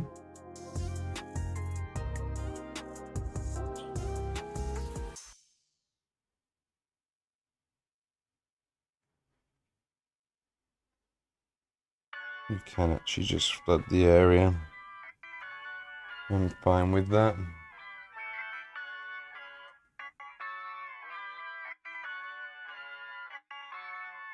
There's a starting point for that. That works.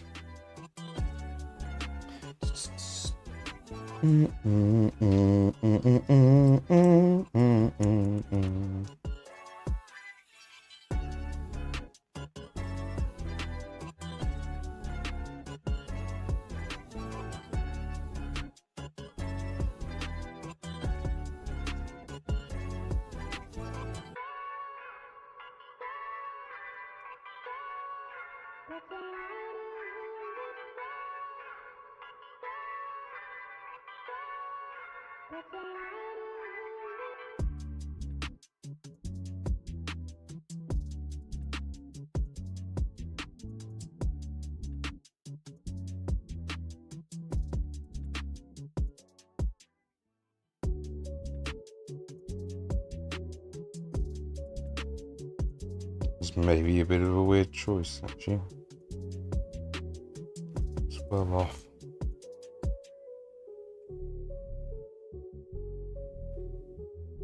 I'm going to put some black in there for the handle of the bow too.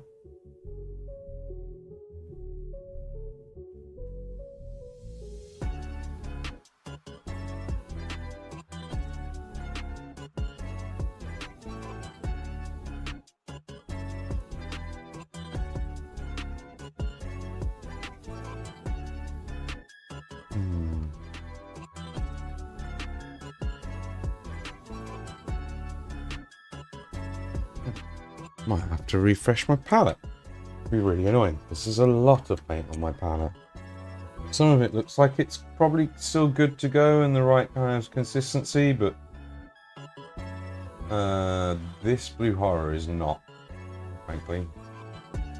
It's in a kind of less than ideal condition, it feels like.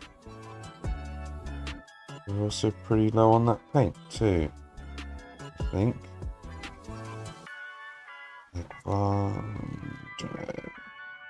Let's run with it. We've got to run with it.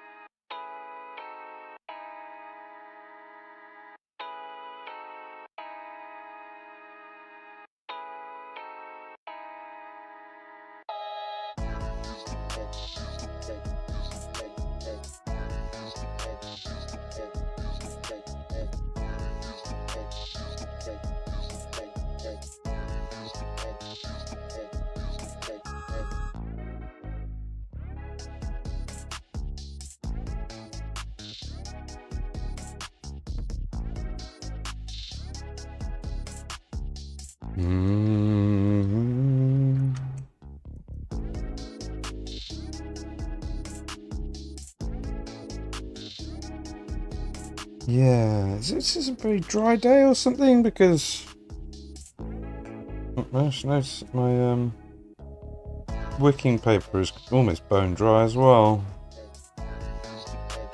I know I could have probably been wicking off more paint into it, but that doesn't usually add to its hydration that much. So not that much. Just a little bit.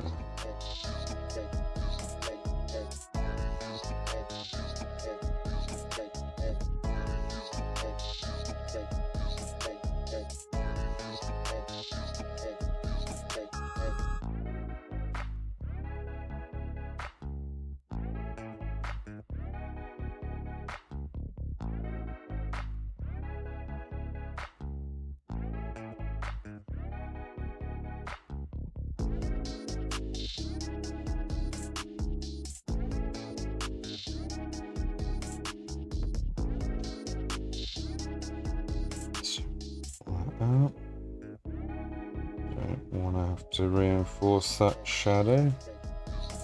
Can avoid it.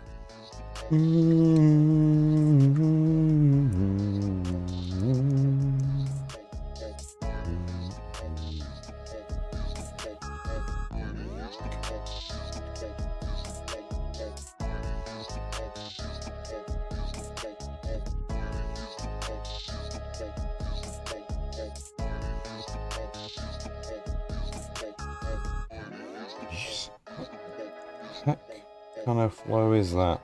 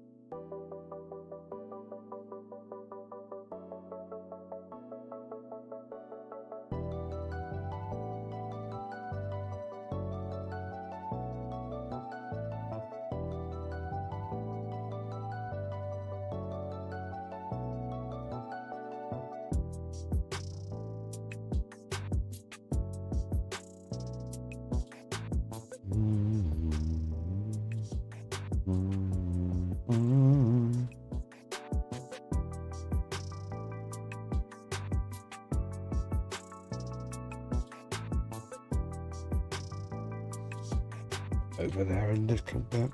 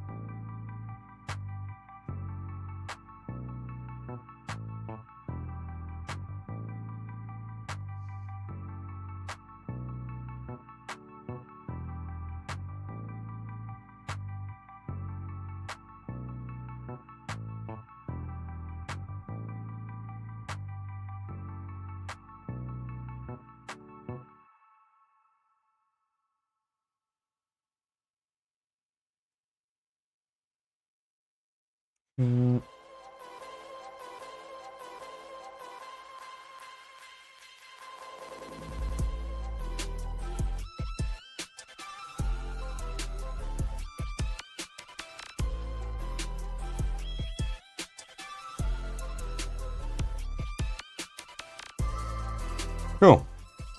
Alright, we have one side of the face looking kind of nice. Not got its final highlights on, and we are going to give it all a little bit of blue as well, so they look a little bluer.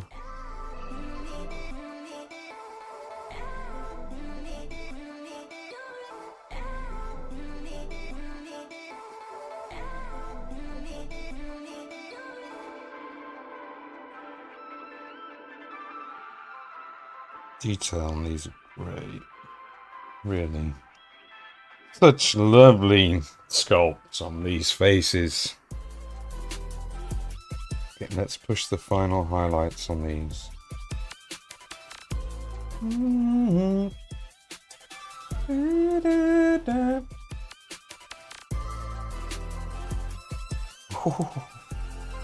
What have I just smashed? Probably not him, hopefully. No, looks like we're okay.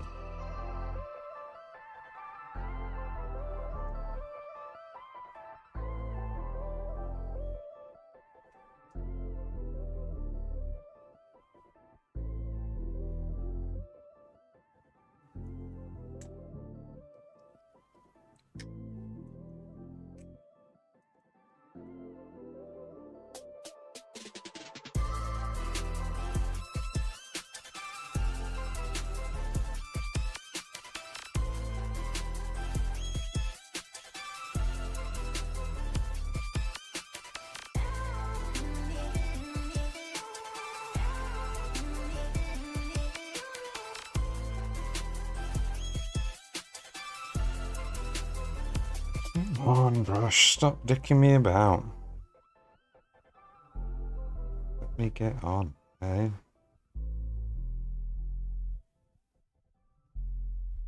Had enough of that dicking about from other people's. None of you lot, you're alright.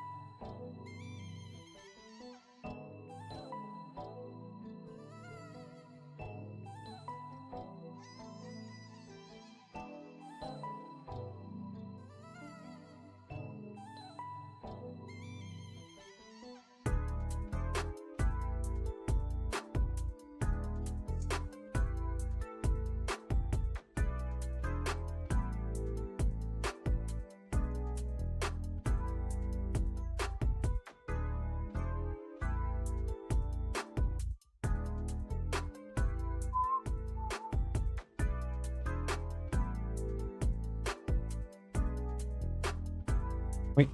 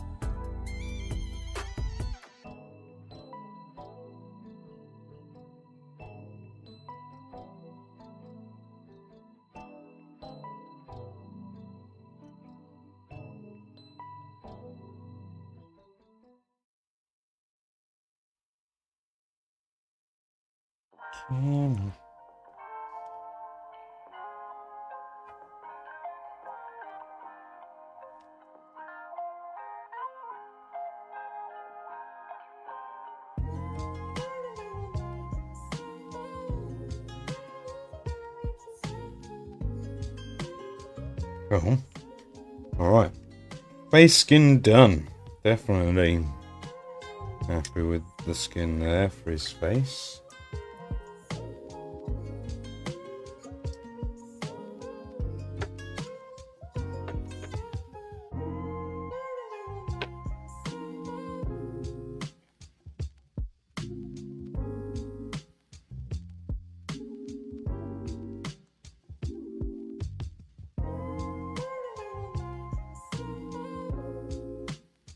Same procedure with this part.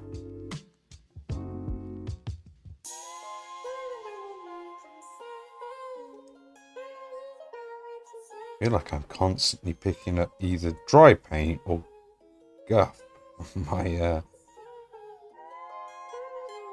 palette at the moment.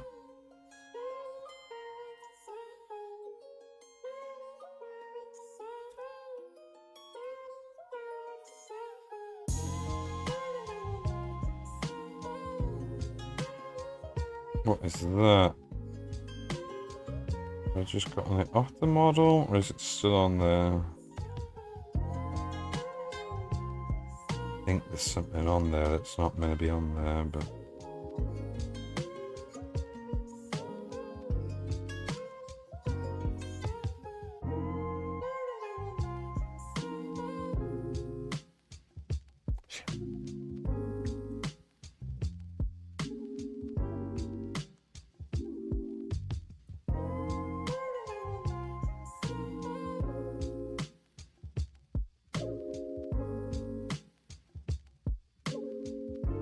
Save that balance things maybe. See.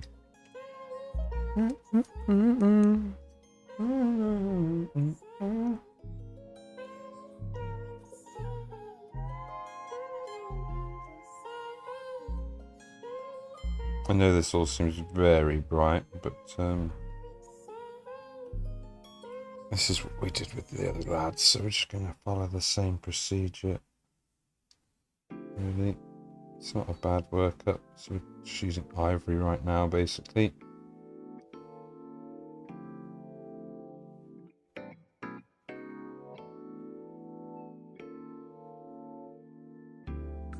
Coming with some mahogany in a moment.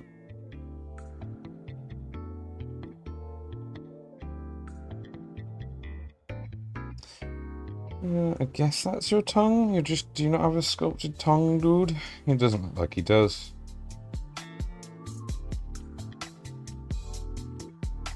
Hold on, where is the... Does this lad have a nostril there and a nostril there? He doesn't have one here, or have I gone right over it? Is he a quad nostriled lad?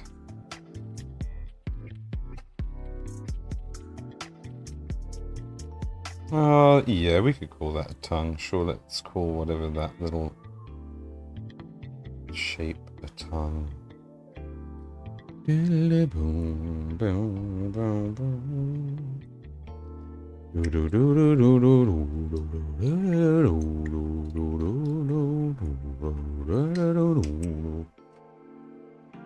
got some Lego models, have you? To make? Only thing I really want to have Lego for is so that I can make like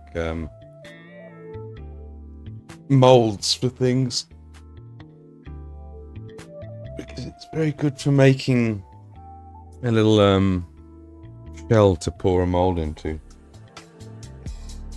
Let's say create a pretty decent seal. That's what I've been told, but then I've also seen mixed stories of that, where people have taken people at their word as that to be true, and they've poured a bunch of like something that's going to sit in there and cure and turn into a mold or whatever, and then they have it just all start pouring out the sides of the bricks. But I don't know, so I guess I've never tried it, to be sure. But that's definitely a thing on you know, on Twitch. Yeah, people do that.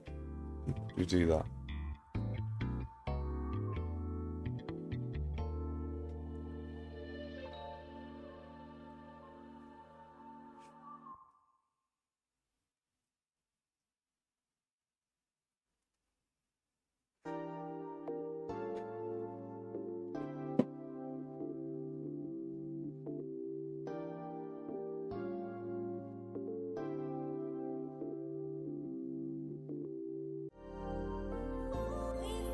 There is something there.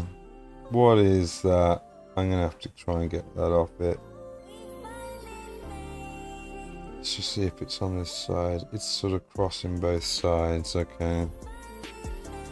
Oh, yeah. I thought there was something there, but tweezers.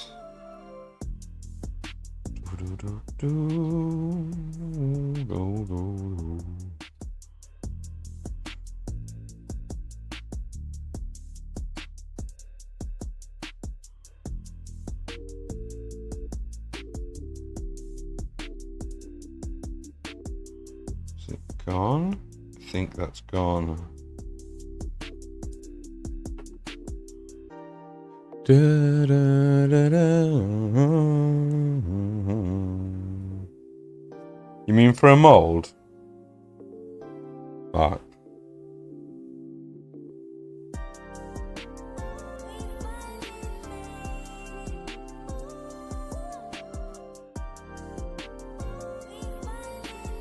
I know this isn't the right colour for the beak at all, but it's just a bit of undershading, really.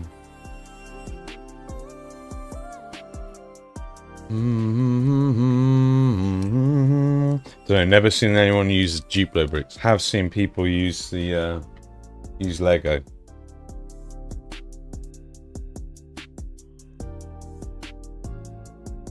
But like I say, I've seen people have mixed results. Whether or not that's the difference between official Lego or like Temu Lego, I don't know, right? Could be. It's too much up there, but it's too late now. I was hoping that was dry, but I don't think it is.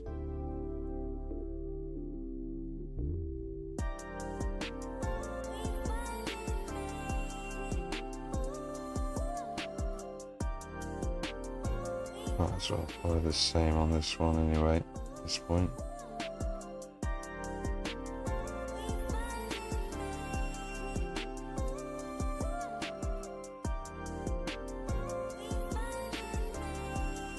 Yeah, I wouldn't want to direct people to trying something I've not seen at least other people try.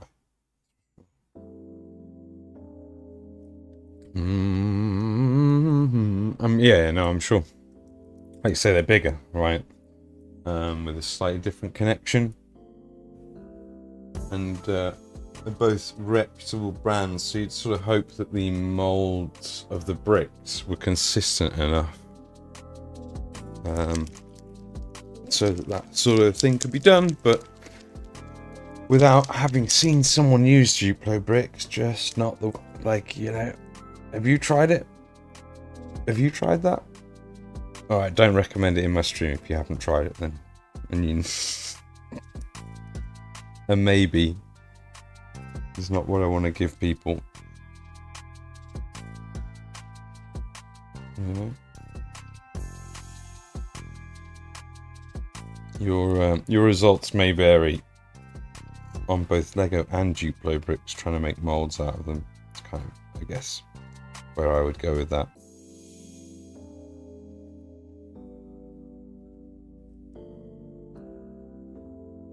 Look, we've missed the behind. It does work quite well actually as a sort of recipe to get close to what the box art is. It's not the same, but in a quick sort of roundabout way of it, it gets a very similar result most of the way over.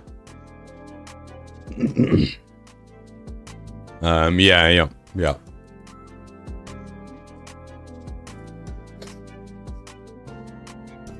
They're probably cheaper as well, right? Duplo bricks, I would have thought.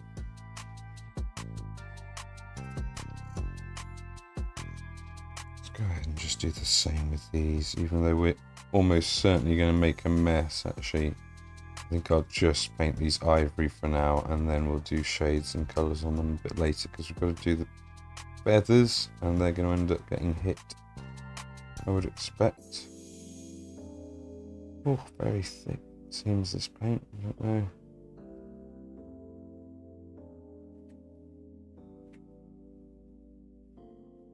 Right, hold on a second, chat. Keep on hearing the noise outside. I want to know what it is.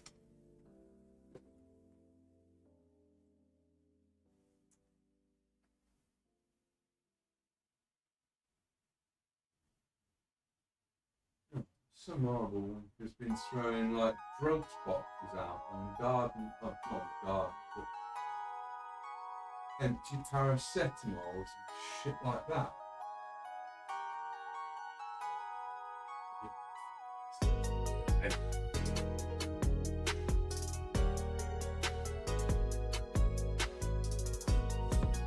It's silence. We live in a society. Or something.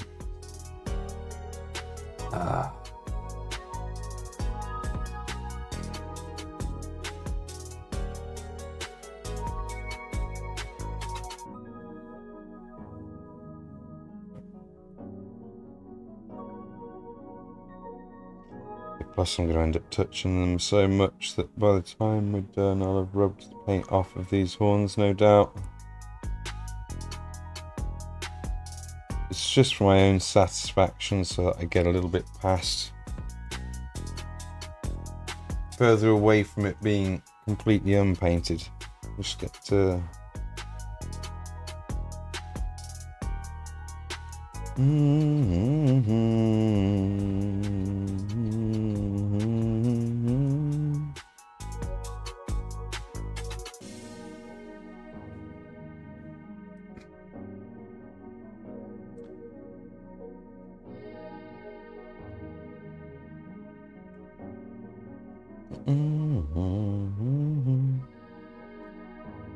no, it's going to be down to the tolerance rather than the size of the bricks.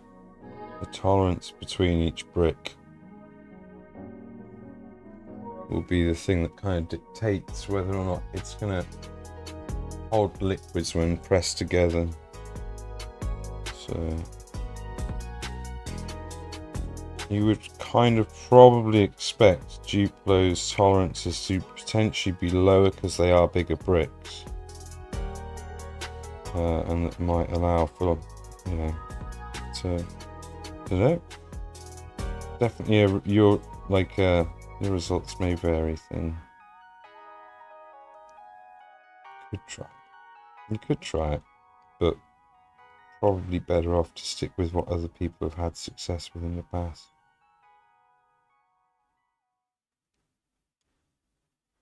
Which is Lego bricks. Never seen anyone do it with Duplo bricks, so I assume that people have never done it with Duplo bricks probably because they don't have the right kind of tolerances. As I say, some people have had it where there's not the right kind of tolerances on Lego bricks, but I think they may have been knockoff Lego bricks, which is a thing. Get a lot of knockoff Lego apparently. Probably something to do with the fact that it's so expensive. It's the same reason you get a lot of knockoff Games Workshop stuff.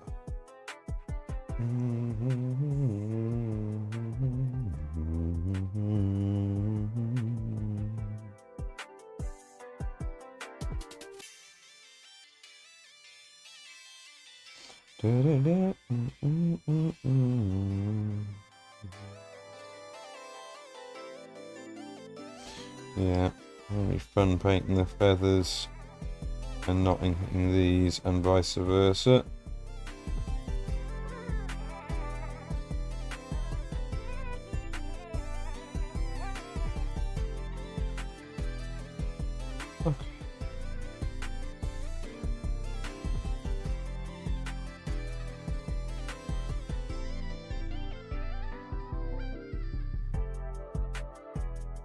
Oh, I think it's from next door or something. One thing I wanted to do this morning, which I came up with the idea of last night and have quickly checked, but I'm gonna move the cabinets behind me because, and I don't really know why I didn't do it this way in the first place, but I don't know if it's...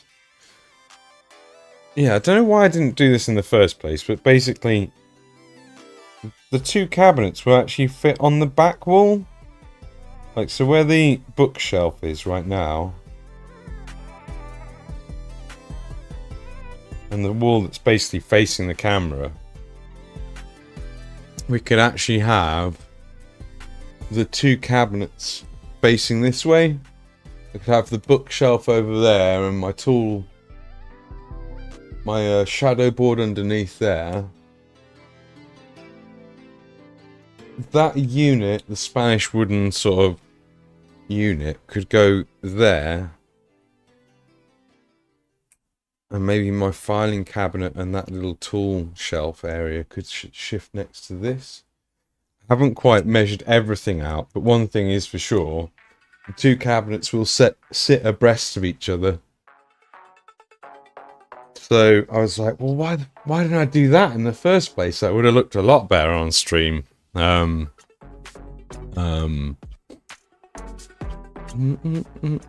It's definitely not something I think that was thought about by either company that makes either of those things. Like, it's one of those things that people do to make molds because it's just a quick and easy way to do it. I think it's been tried, Mark. That's the thing. I think it's been tried, and I think there's a reason that people use Lego, but I'm not sure. like I say, it's one of those things where people have had such mixed results that you're almost cautious to go ahead and try it with either. It is one of those things where you might buy some Lego and make a little like square hollow to drop a mold into or whatever to mold something with, and then find that it pours out. You might do it with Duplo, might not do it with either of them. It might just be down to like the plastic and the way that it was shot on the day. Shot because it's injection molded, no doubt, I would have thought. No, exactly. Making mold out of Duplo, more Duplo. So basically what it is, Banana, is that like people will get like, never seen anyone do this with Duplo, which is why I'm sort of like specifically saying probably don't try it with Duplo unless you're prepared for it to fail. But also be prepared for it to fail if you did it with Lego. But they'll get like a square base, like you do in Lego, where it's just got all the little like nubs on, right? To put the bricks onto, to mount the bricks onto. So you get like one of those, and then you basically build a wall around the edge, so you've got a hollow. And then people have done that in the past, and it's like kept enough of a seal that they can make a mold out of it. So and then you can just basically like suspend whatever it is into that cavity with like string or whatever, and then pour your liquid to do the mold. And then obviously you let for it to set, and then you cut the piece out, and you've got a two-part mold that you can then, you know, tie together, have a, you know, make a little hole through to pour resin in, and maybe even cut a channel out for venting or whatever. But it's a kind of like, it's not, I wouldn't say common practice for hobby mold makers, but that is a thing people do. Yeah. So you don't make the mold out of it, but you use it as the kind of frame for the mold to be poured into.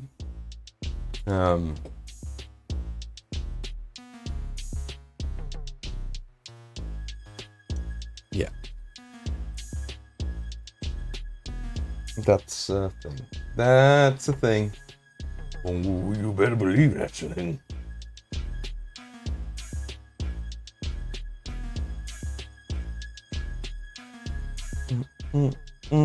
Beep, beep, boop, boop.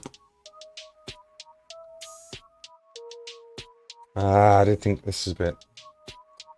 Yeah, no, I definitely want to start with the 1000 Suns Blue on all of these bits, really. Right, a little bit bright. We are going to push up to that and further. End up using a little bit of a mix of the dark turquoise from Monument Hobbies mixed with a little bit of ivory or blue horror or whatever in order to actually get these to the right kind of value. This is definitely one of those places we want to the gold after getting probably all of this finished, and we'll have to be super careful. Angle and positions of some of this trim.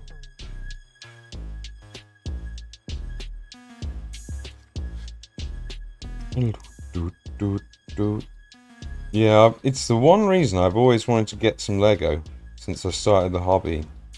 Since I started painting miniatures and the occasional bit of sculpting and whatever else. Just it'd be useful to be able to make a proper mold if I was doing a particular project that needed it.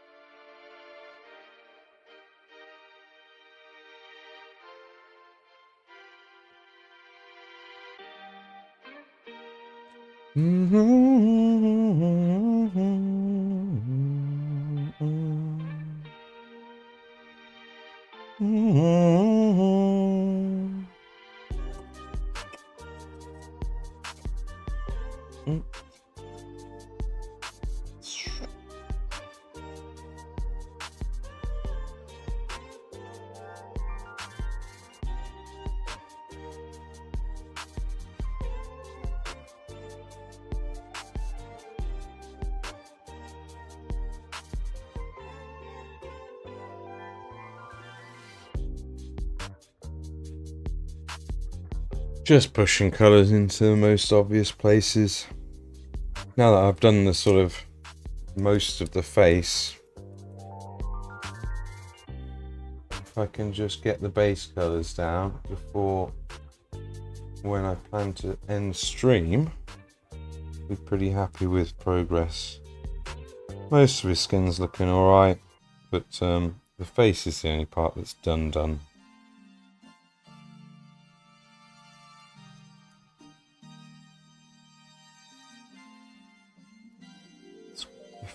Get any highlights in there.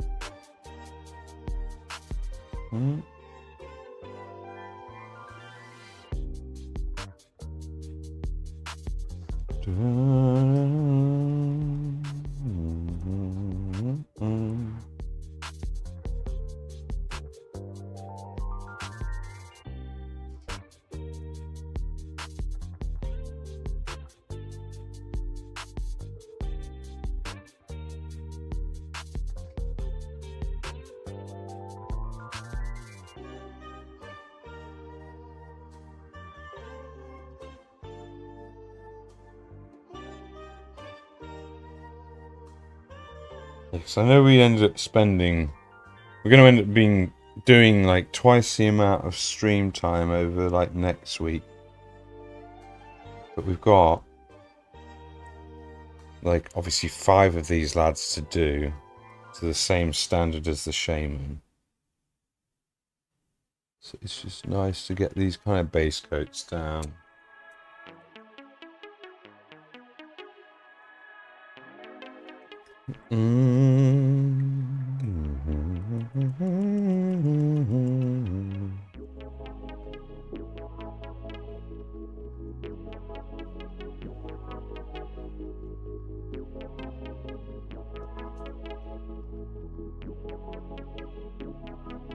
Also familiarizing myself with the kind of shapes and positions of everything on the model.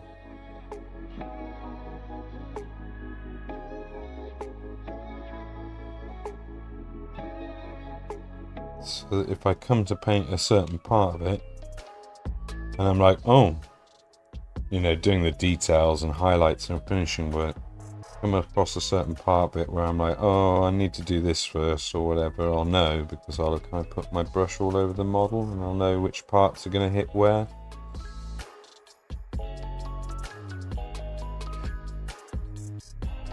Well, whoa, that's a sneeze. Oh, speaking of which, hate to do it to you, chap, but that's actually like going to be it for today. Here. Unless we do, I did start 10-15 minutes later than planned. So could do another 10-15 minutes. But if it's going to be a quiet chat room as it is right now, which is fair, expected, much less quiet than I was thinking it could be on a first stream, but I have been preparing you all.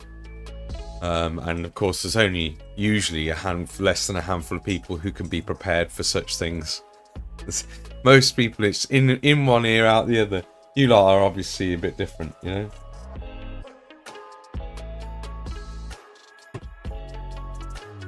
Which I appreciate. So we'll finish this lad, I reckon, on stream tonight.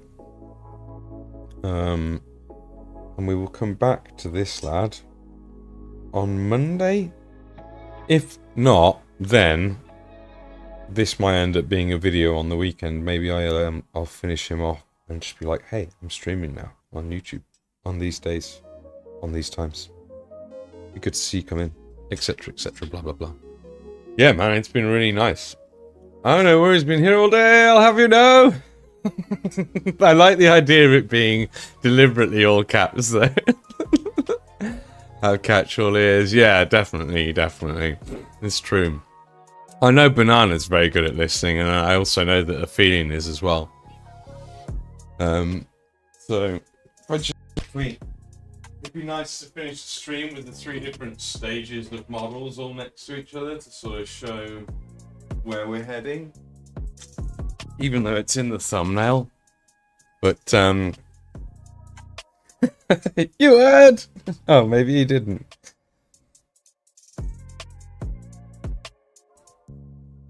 There you go, finished, nearly finished, and for 3 hours I am happy with that. Like, I'm super happy with the way that that guy's face is looking.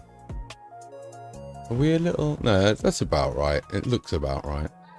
Maybe a little bit under or overexposed? I don't know. There you go.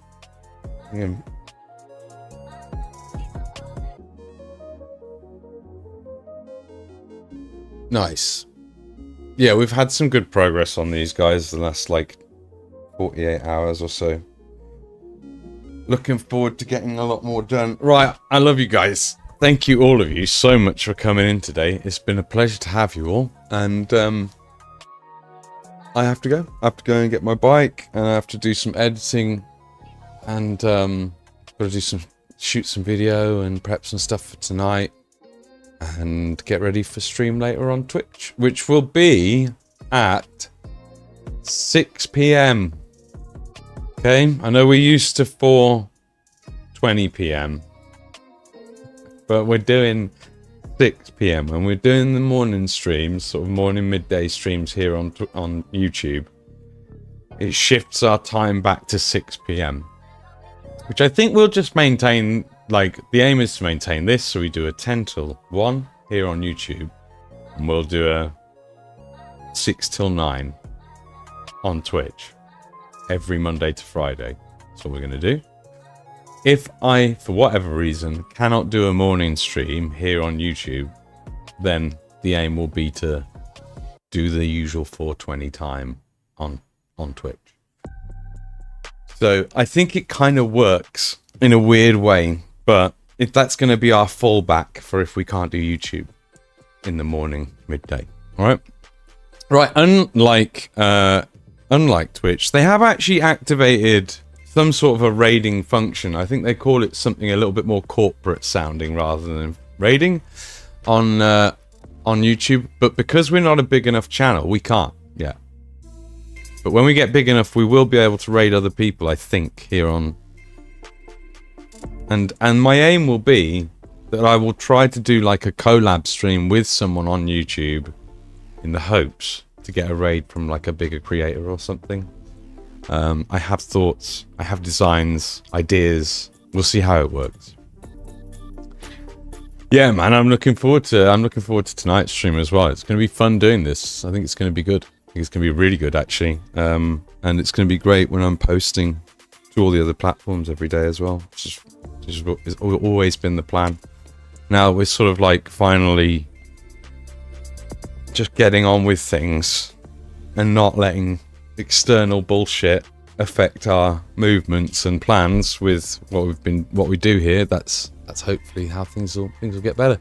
I don't know what the end screen is going to be like, so when I click this end button, I don't know what you guys will see. I guess I get a bit. I'll get. There you go. Press play, mute it. Get to the end. Right. Okay. See you all later. Love you. Bye bye bye bye bye. Question everything. Have fun. Oh, I should do the thing. Hold on. Let's do the thing. If this works, I think this will work. Where is it? If you enjoyed that episode of Beyond the Box Art, make sure to follow me on all my social medias. And if it pleases you to procure one of my painted pieces, you can peruse the eBay shop. And if you really enjoy the content, you can support me directly at ko-fi.com/beyondthebox.